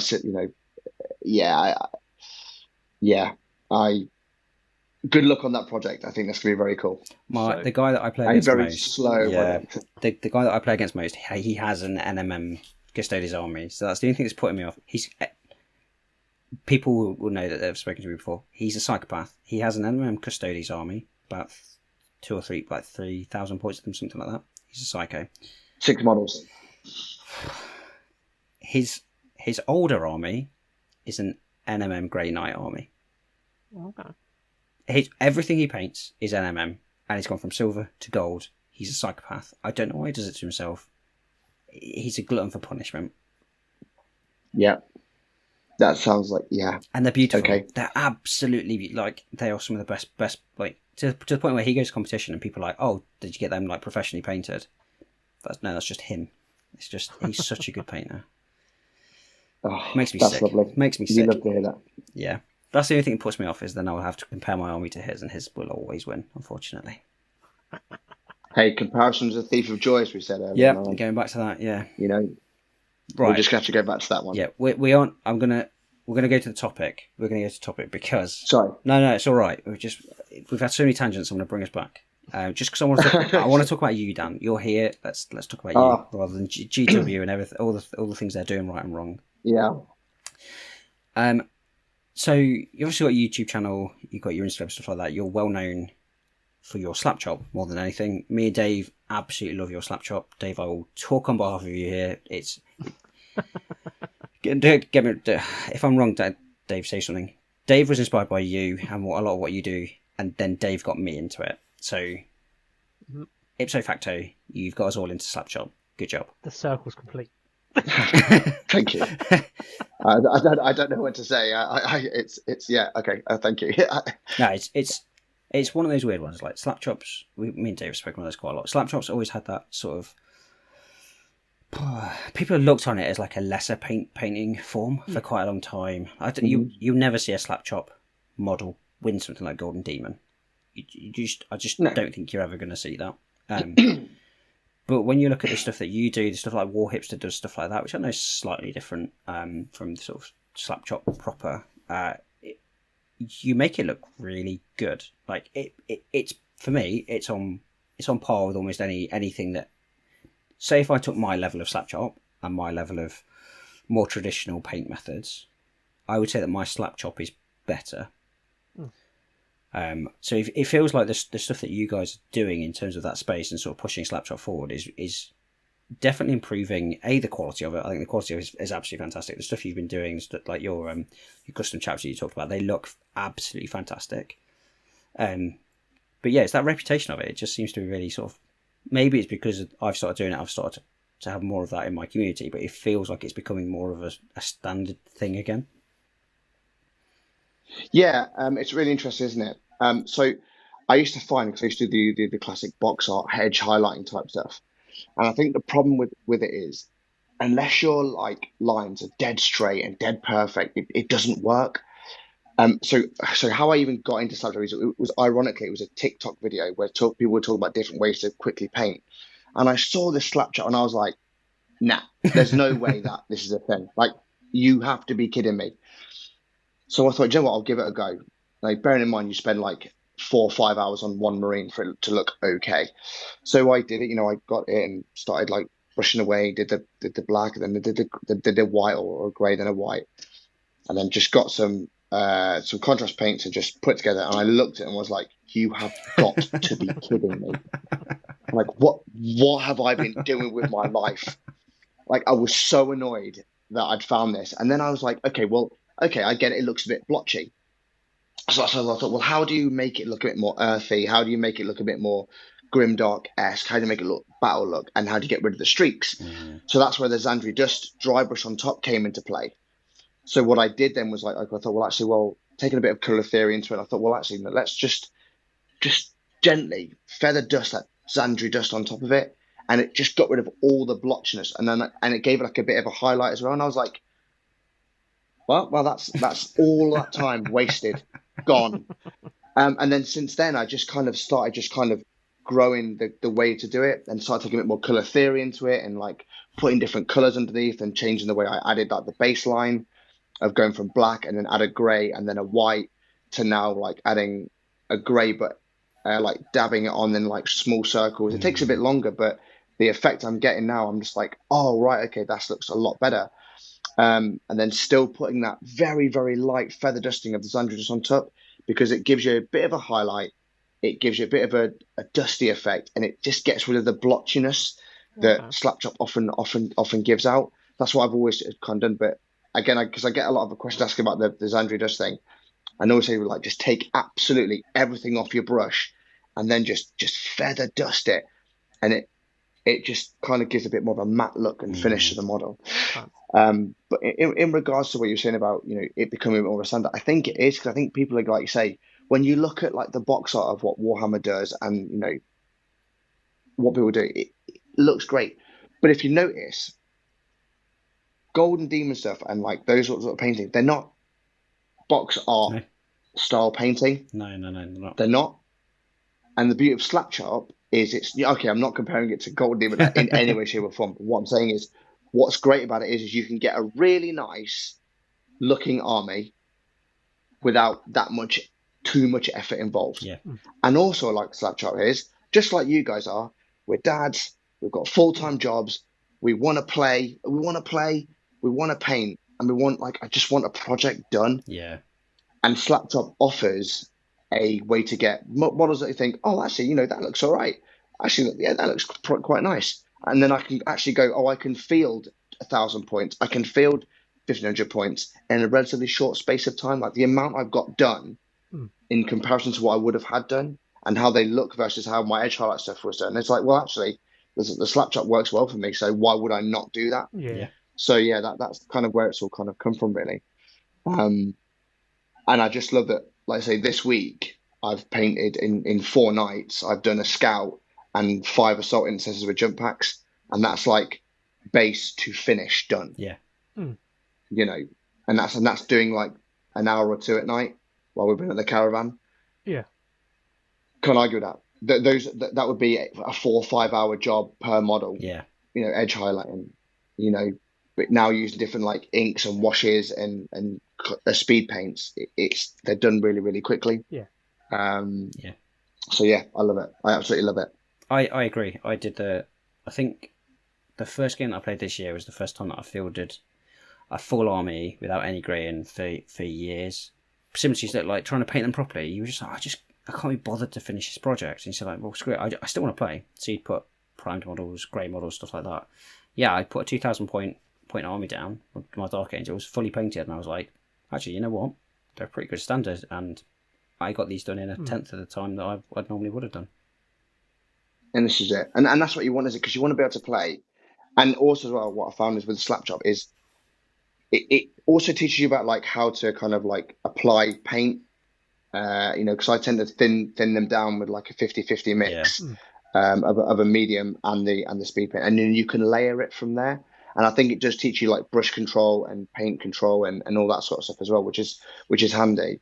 And it also teaches I think is like what colors will work well together. Yeah. So like, for example, whenever I've done like some of the Blood Angel stuff I've done, I'll put like a yellow down first or an orange down first and then the red, because if you put a red on first over that white, it makes it look quite pink. Yes.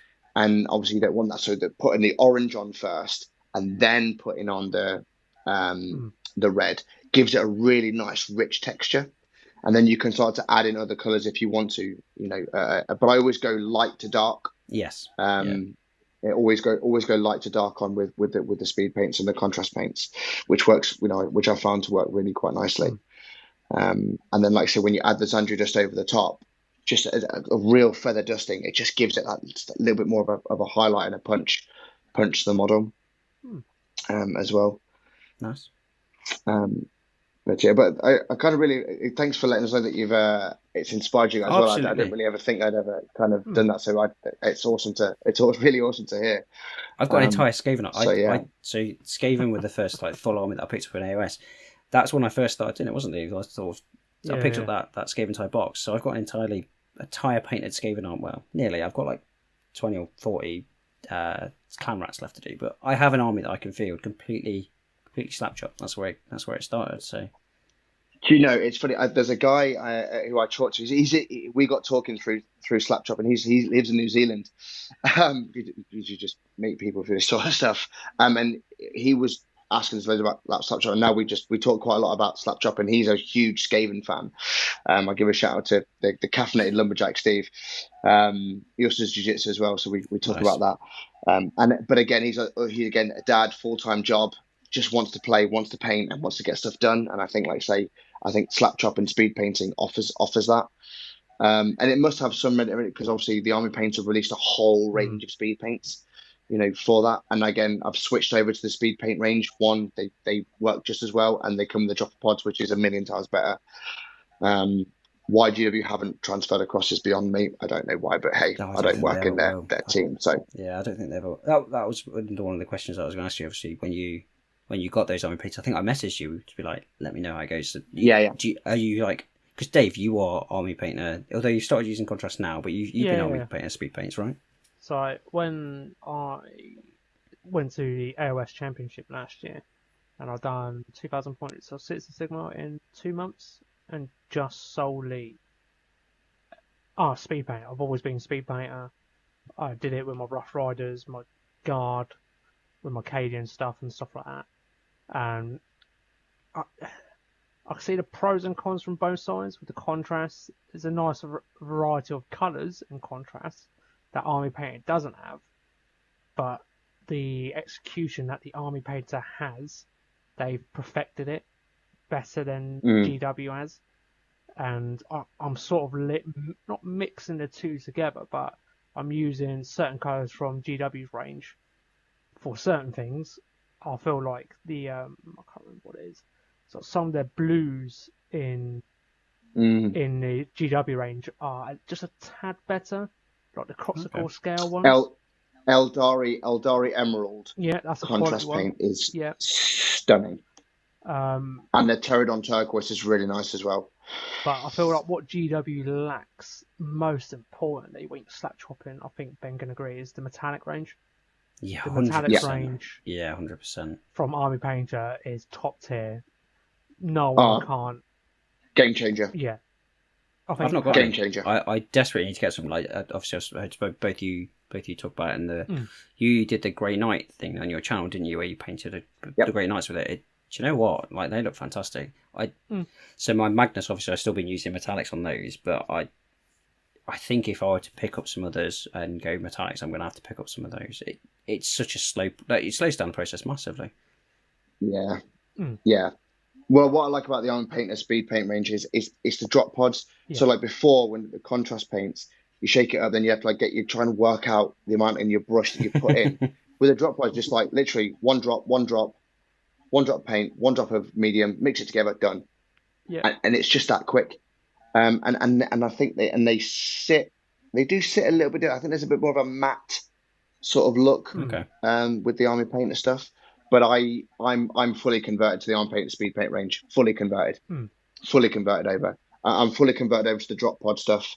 I probably won't ever go back to a Citadel until they do it, because the amount of times, probably like you guys, when you've opened at the pot and then you try to close the pot and you can't close the pot because there's this like thick layer of paint that you haven't been like getting out, and then you try to get it out, then it pops over, then it goes everywhere, and you're just like, or you've closed it, then there's this like streak of paint down the back, and now it's all over your hands, and you've then got to like sort your world out. It's just it's a rant. Sorry, apologies. No, I feel all of it.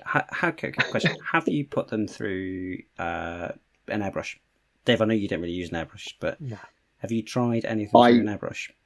I don't airbrush. I gave up airbrushing probably 10 years ago. So contrasts, just straight out of the pot, absolutely beautiful through an airbrush. So Magnus's Wing, that's all contrast through an airbrush. They're like a perfect consistency for it, and so you can still do all of your dry brushing stuff like that, because it comes out as quite a thin layer. You're getting almost all the same color, but you're still seeing all of your dry brushing underneath.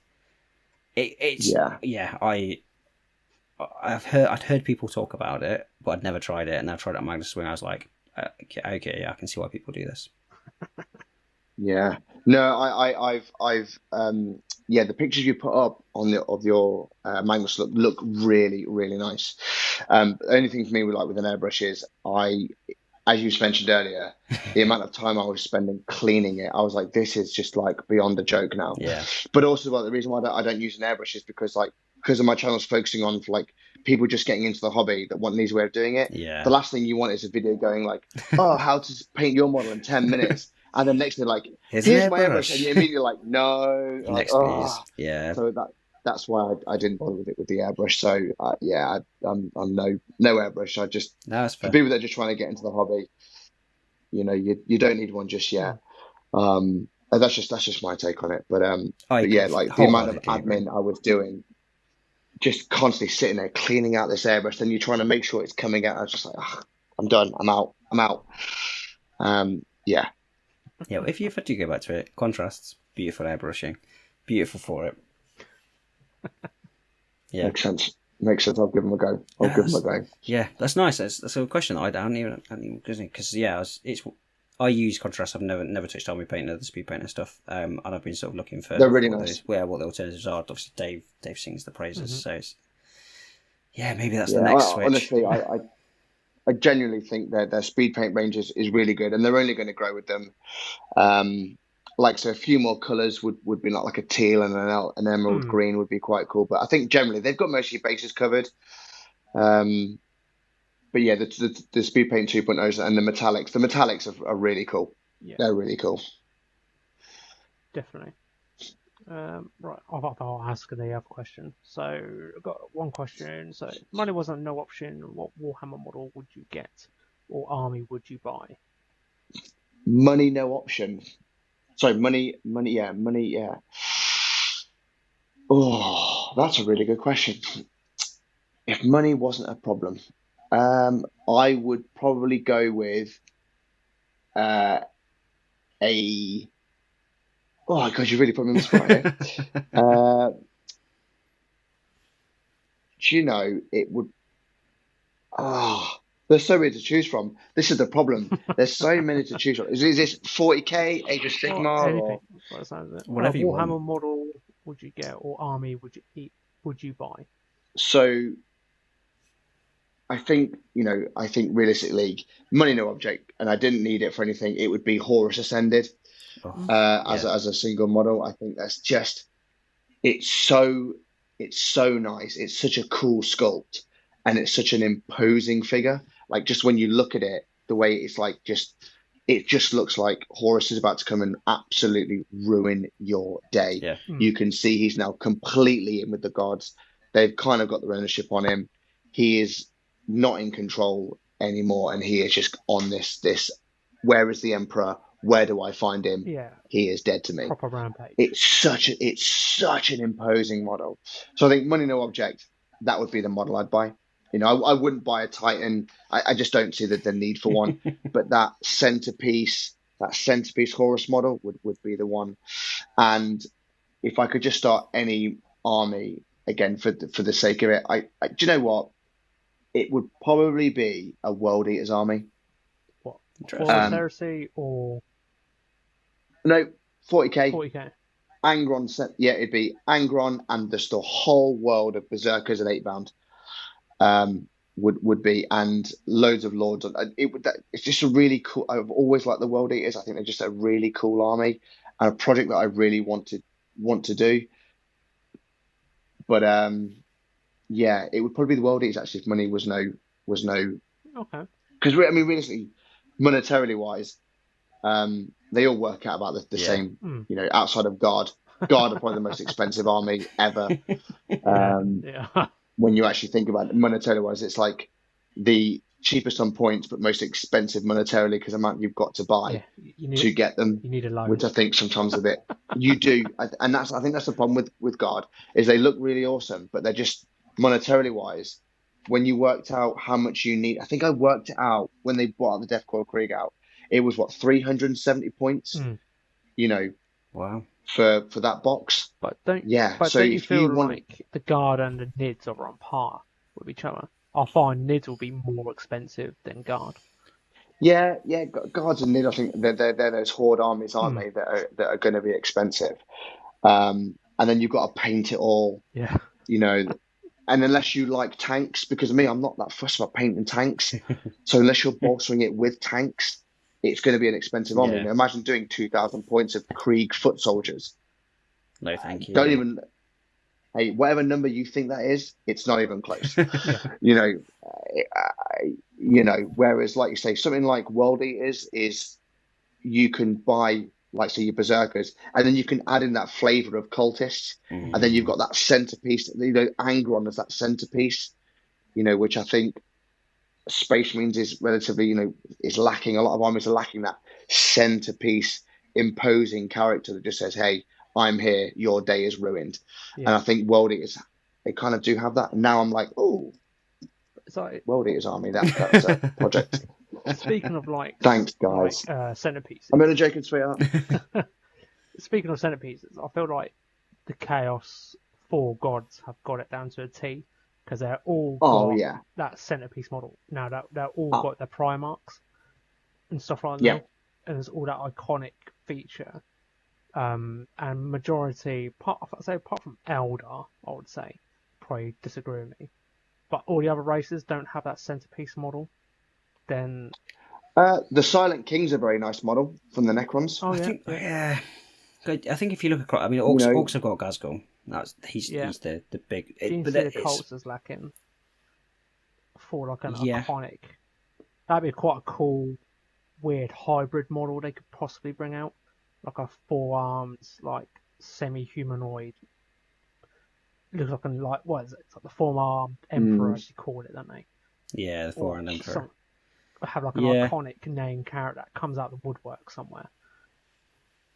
I think Nids is an interesting one because they've got a lot of big centerpiece models, but then you kind of look at the swarm. Yeah, that Norm Emissary. Norm Emissary is incredible. So they've got a lot of big ones, really, but there's no like big characters. Obviously, like the Swarm Lord, which is an okay model, but you wouldn't say it stands out over those. So it's interesting that maybe but they've got too many. I suppose the argument would be is you need something with a really cool bit of lore that surrounds it. Yeah. So what lore do you really have around? What would you even have as a named character? Like, do they like make a really weird U-turn? It turns out that actually it's like there's like a humanoid type character for the Tyranids that's is like the hive mind. Yeah. That's now controlling everything, and you could do that, but I think unless you've got good lore behind a character like Angron and all your Primarchs, they've all got really like immersive lore, which makes that character that centerpiece. Do you know what I mean? It's like look at the Lion when he was released. What a model! Best model. You can't tell me that. I mean, best model in 40. I slap chopped the Lion, and it works well.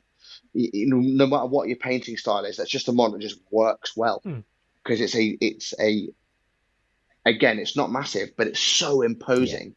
But there's all the lore that surrounds it. Yeah, the Norm Emissary is a really cool model, but what doesn't matter if tell me a story about it. Yeah, you don't care, do you? It's a Norm Emissary. Who cares? But on the tabletop, you're like, wow, that's insane. Okay. Yeah. Why do I want to buy it outside of it looking like? How do I relate to that character? Is it because it's with the lore back? I'll go on to the lore side of it. Is it because it's hard to give a story driven from a Nid point of view?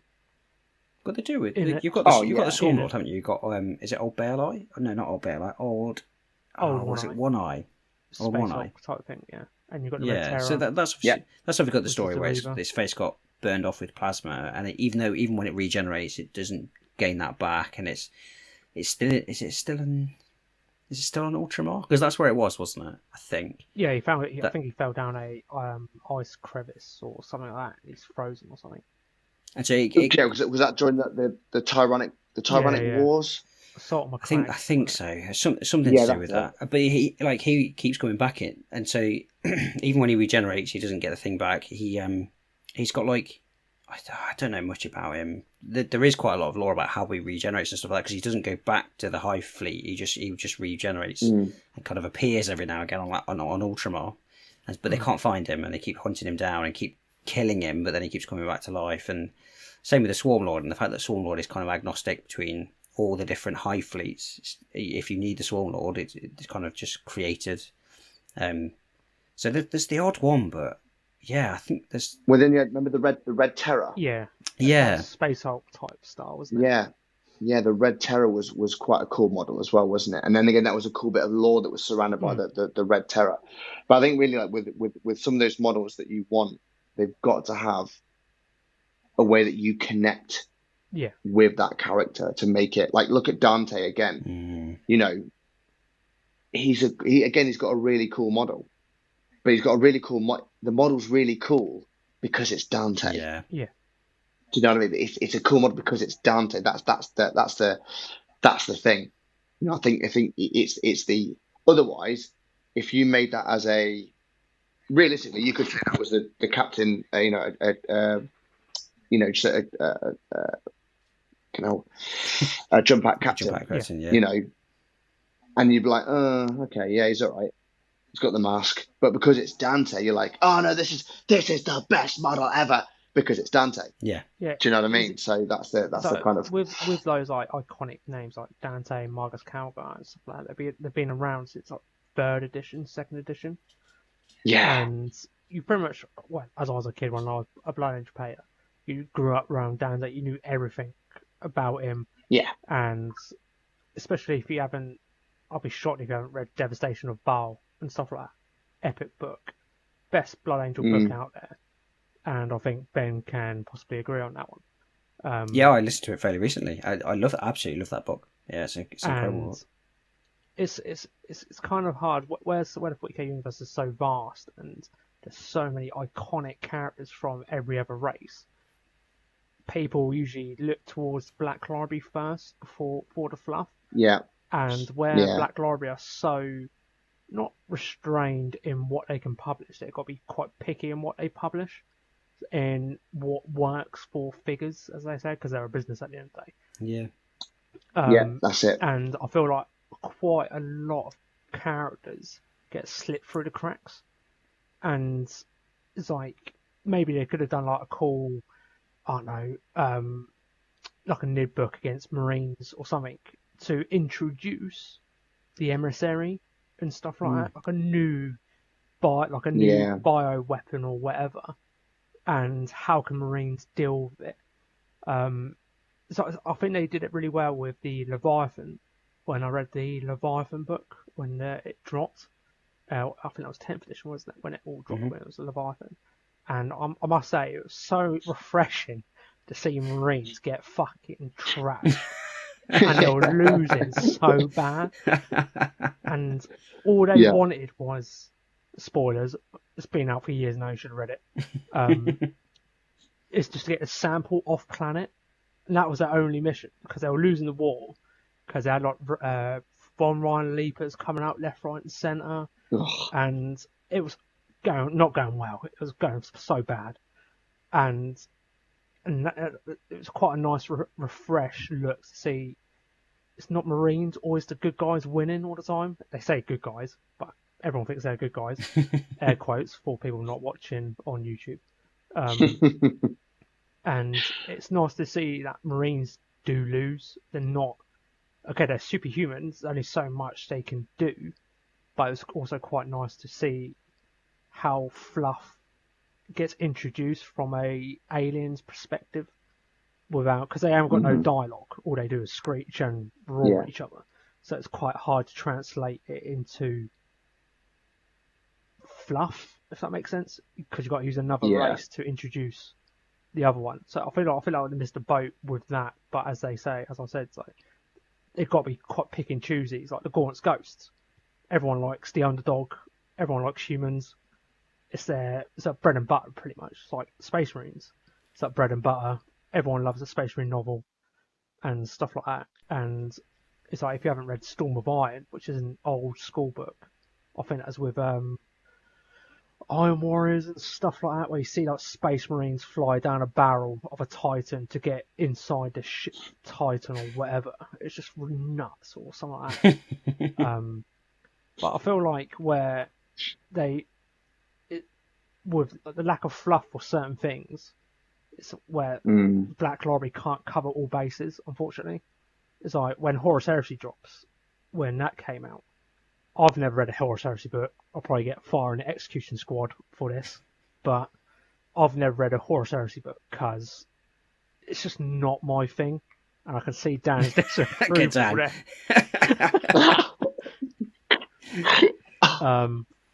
But if I ever wanted to read a Horus Heresy book, I'll probably read only one book, which is Sanguinius at is it Emperor's Gates? Is it Emperor's Gate? Is it the Lion's Gate or where he The Lion's closes Gate, the gate? yeah. Where he fights It's like old- Angron. Yeah, Is that where he fights? Yeah, that is where he fights Angron, isn't it? yeah, second time, yeah.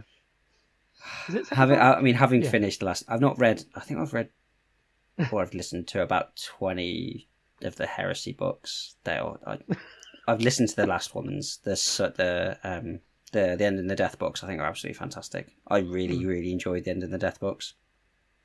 Yeah. So, I mean, we've already run on it's 105 minutes already, and you guys want to start making statements like, "I have never read the Horus Heresy book." What are you doing? What is this? What is this? I know I said nothing was off the table, but this is an outrage, guys. You have to read. No, your challenge, Dave. Your challenge is you need to read Horus Rising, Oh yes. Galaxy in Flames, all of it. Like the first 5 books are the cornerstone to this entire hobby, and to sit there and say that you have not read them. So Are you even a hobbyist, sir? Are you even in this hobby? Well, I've read the timelines in 3rd edition. So, no, those old Don't timelines. do this to me.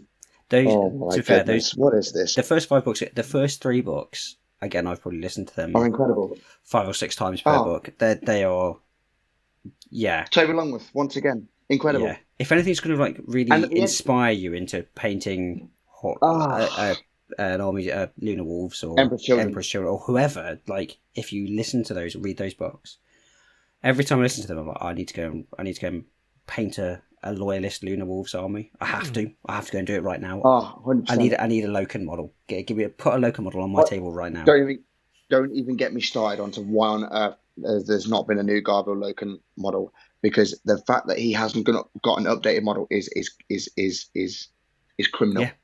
He's criminal. He's not got a new model. He needs a Cerberus model. That's what he needs. Just bring him out as like Cerberus. That name means nothing to Dave. Dave, that's gone just completely past Dave. Like just 2 swords. Just wow. Yeah, definitely. You get to the end of Horus Rising, you're like, maybe it'll be all right. If I just end the book here, it's all good. All happily ever after. I don't need to continue on the story. But unfortunately, we know the outcome. And the Siege of Terror series, again, fantastic. Saturnine is by far one of the best books ever written. Dan Abnett, once again. Yeah. Jonathan Keeble, another great narrator.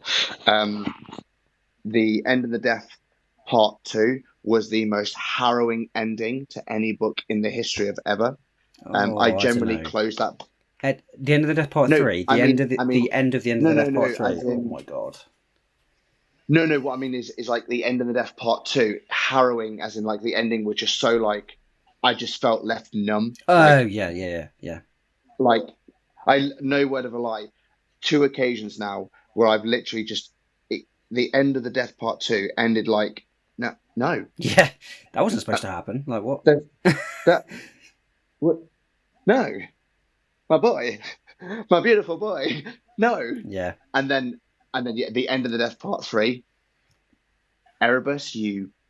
Let's not spoil it. Let's not spoil it. The end of that. I don't want to. I can't spoil it. But unfortunately, the annoying thing is, as much as Erebus is hated, he's also the complete reason why we even have this entire universe. Yeah. As horrendous as he is, he's so necessary. He's written perfectly. The fact that everybody hates him so much is shown. The fact that he's written perfectly throughout, and how they end his character in the whole Heresy thing is, I hated him even more, but that's perfect for who he is.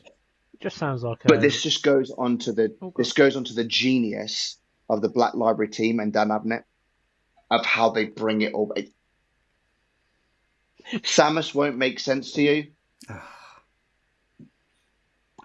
but it's so prevalent. It's just, man. The first 3 books to me are a definite must read. At the very least, they are. They're so good. Yeah, they're just you have to. They can't fail to inspire. Like the stuff that the character you get from the characters is just incredible. At least so good. Yeah. And if you want if you want inspiration for painting your Emperor's Children, read Fulgrim. Is that the big Primarch? Yeah, No. if you Yeah. no. Oh, is it not? No. It's book 5 is Fulgrim. What's Fulgrim's Primarch book called? Do you know the Primarch That's series? a good question. I don't actually know, but Fulgrim's. Yeah. I'm sure Fulgrim's book 5. And that is if you want inspiration for your Emperor's Children. Fulgrim is a very difficult read. Not in the way it's written, but in its context of like, oh my God, you guys can't see what's happening to yourselves. Yeah. And next thing you know, it is too late. It's actually quite a sad story, but it's also, if you want inspiration for your Emperor's Children, mate, that book will get you. And I think you could probably just go straight ahead and read that. Yeah, I don't think there's actually any real. Yeah, I don't think there's anything in there that. I don't think there's anything in there, is there, really, that you need to kind of be aware of? No, the Fulgrim's like the first one where you can, because the fourth one's Flight of the Eisenstone, right? Yeah. You have to almost read those 4 books in that order because they follow on one to another. Fulgrim's the first of the ones where you can just go pick any book, kind of like, anywhere else, and you can just read it, and it will still make sense. But I think Fulgrim is so necessary to read to get you in that grim dark mindset. Like the first 4 are really good in the whole like what's kind of gone on, but in terms of like the grim dark future, Fulgrim definitely sets the scene of chaos. It's an interesting read, that's for sure. Wow. Yeah. What's on your palette for painting, I hear you ask? Yeah. Like the Heresy books the Heresy books are incredible, right? So not everybody, there's a lot of people who don't really like Imperial Fists because they're really bland, they don't really do anything. You listen to like almost any of the Heresy books that include the Imperial Fist, especially some of the Imperial Fist characters. Is it Ran in the End of the Death? Just no.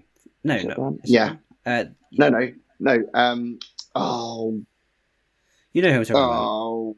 He starts Black Templars, doesn't he? Yeah. So Sigismund. So there's a few like Imperial Fist characters that are scattered throughout that book, and you get their points of view. They're incredible. They're like the amount of like character and personality that drives into the Imperial Fists. Like genuinely, you'll read them, you're like, and now I need to start an Imperial Fists army, and I need to pick up because that's the thing. Like if you look at like Horus Heresy, that would be another one. When you look at the characters that sit within the Horus Heresy Imperial Fists one, because I think Rand's the one with the 2 axes. Yeah, that's it. That's one of my favourite Heresy models. You look at that model and you read the book and you go, that's perfect. And you get so much investment in it. Like don't get me wrong, there's some really bad books in the back library for Heresy stuff. There is some really bad ones, but there are some absolute crackers in there as well. And you can't go wrong. Definitely, like I say, the first 3 I've listened to over and over again. You can't go wrong with them. I personally think they're really, really well written and really well narrated. Yeah, definitely. Really well narrated. Yeah. Anything with Toby Longworth and Jonathan Keeble, I will listen to all day. No problems. I just think they just Toby Longworth and Jonathan Keeble really encapsulate what the book is trying to deliver on. For me, and like there's nothing better than painting and just listening to like anything by those guys, which is why the Gaunt's Ghost is really good because it's Dan Abnett and Toby Longworth. Yeah, that partly the fact that something's written by Dan Abnett generally is good to tell, but the fact that you said that, I think there's other characters in there as well that are really, really put like Keeler. If you start to sort of get to know who Keeler is, she's like the first martyr, the first saint of the Imperial cult. And so then you can start to see how like sisters became a thing, because she's almost like the start of that passion for that cult, and she's like the start of that the Imperial faith, and she's a really well written character throughout all of those books. Really well written character. Yeah, I like her ending. She's got a good ending. I enjoyed hers. Yeah, no spoilers. Well, I say ending, but because someone because someone here hasn't even read any of the Horus Heresy books, Spoiled and they've been away. out for like 20 years. Oh, I so don't care. No, there's like genuinely some really good reads in there, and I get a lot of. Yeah. If I'm feeling like a little bit, I can't really be bothered with some of the hobby, I'll go back to those first books, and it will just be like, I remember why I'm really enjoying 40k. Yeah, definitely. Nice. That was a nice long-winded tangent now, wasn't it? No, it's good. It's good. Shall we do one more? We've got about 2 hours. I haven't got any more questions, Dave. I've run blank. I don't know if you had any more. Just through general conversation, we've answered all of them. I've not even had to ask them. It's great. So with your, how heavy? Just for me personally, so when I do my dry brush stage, how do you do wet dry brush, or how do you make a smooth transition? Because when I look at your dry brush technique, you don't see like the differentiation. It's like a smooth transition between all the other dry brush stages up to your white. So you wet your dry brush? So do you wet dry brush it? No. Or... No. That sounds like I've never understood this, because people keep saying about this whole like dampening your dry brush type thing. And I've never really kind of understood it. So I've always thought like dry brushing was like put loads of paint on your brush and then take all of it off, and then just small circles all over the model. Yeah. So that's all I do is literally I get my model, obviously basic black, and then basically the first one was either Ulthrine grey or Administratum grey, whichever one. Ulthrine grey now. Take it all in, and then what I now do is I basically dab it, just like dab, okay. And then just small circles. But I put like 2 layers on maybe, so it like builds it up. So I just do small circles, and that's all over the model, right? In those hard sweep spaces, just do small circles. Just it takes a bit of time, and then I put the white on. But I put the white on where the light would shine, so I put it under a light, and then basically just dab, and then just small circles around those areas, and then add it again. So I do a couple of layers of each first. But between each stage, I get a clean dry brush. Like I have a specific dry brush that is only for just going over that to get all the dust off. Yeah. So what ends up happening is like if you skip layers, you'll find that with dry brushing, there leaves it's like a real like fine dust that sits in the model. It's really important that you just get a clean dry brush. I have a completely separate that has no paint on it, and I literally just quickly just go over the whole model and just get rid of all the excess dust. And then add the next layer on, take off all the dust, and then do it, and make sure there's like none of that dust in there. So it kind of hopefully smooths it out a little bit. That's how I do it. Oh, that's good to know. I might try it next time. I feel because people have said like wet your dry brush. I'm like, well, that doesn't make any sense. Yeah. It's called a dry brush. I'm assuming like it's just I don't know. I could be wrong, and there's probably people that could be like, no, that's wrong. You need to dampen it a little bit. It's like, well, people sign a petition. Why? Yeah. I've started to say I've done it accidentally before, where wet dry brushing it if you get it wrong, it looks really bad because it creates a lot, like it really creates streaking. If you get it right, it creates quite a smooth finish. I've no idea to get it right and wrong though, so I typically just create it. Just do you know how you get those like really stereotypical like streaks in your dry brushing and stuff like that? If you get wet dry brushing wrong, it does that, but like tenfold. It's so obvious where they are. I could probably I could probably pick you up on one of my models on my Instagram, point you exactly where I've done it, because you'll be able to see the difference. Yeah, but it does. I think it does make it smoother. Do you know, as you've been talking, I wonder whether or not it's because it stops some of that dust, because the wetness picks up that dust. That's what I found. Is like if I don't, I can tell when I'm not done it, because you can just see like in the crevices and stuff, there'll be these little like literally like fine granules just sat in there, and you're like, no. So it's really important just to get that brush and just literally just all over. So between each, from the black to the grey to the white, just make sure you just get a clean job and just take off, and you'll see it come off, because it'll be on the bottom so on the base you'll see like the flakes of it all at the bottom, and you when you take it all off, you'll see it all come off. You're like, okay. So I always make sure I try to do that. Between each layer. I feel like that's the critical point. If you can get dry brush stage down to a T. Most of my time spent on Slap Chop is the base.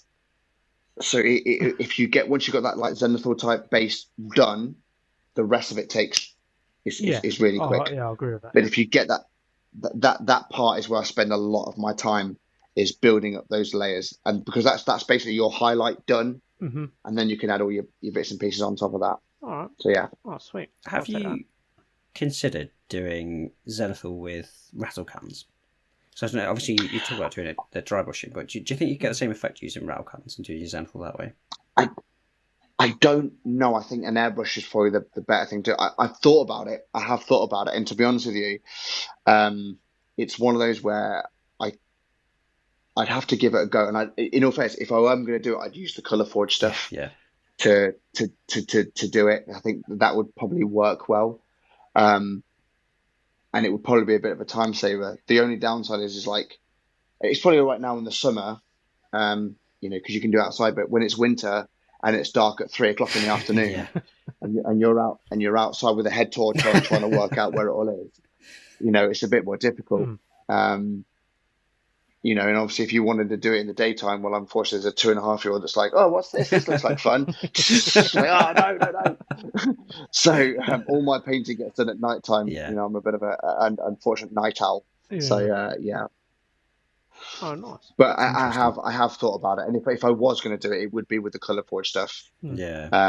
But otherwise, I tend to just do it as, again, trying to keep it as simple for the tutorials for people. Yeah. I'm just going like, this is all you need. This is how you can do it. I think it's easy to get. I think, so, yeah. I think you're obviously the method you go through is significantly easier. I think doing it with a rattle can, I don't know whether or not it will work. It might work, but I think it's much easier to go wrong. It's much easier to overspray or to just put that can in slightly the wrong place. And all of a sudden, all of where it should be black is now grey, or where it should be white isn't. No, it should be grey is now white, and you kind of, well, that's just ruined all of it, and you got to go all the way back to the start.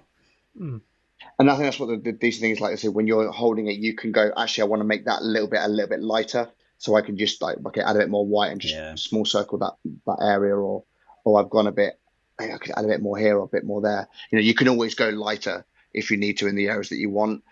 And that's what I try to kind of do, because the contrast paints, when you build them up, go from light, then you can always make them darker where you need to anyway. Yeah. And then you can add like a null oil over the whole model anyway, if you need to. So throw that liquid talent on there and it's all fine. The nectar of God. Yeah, that's it. Yeah.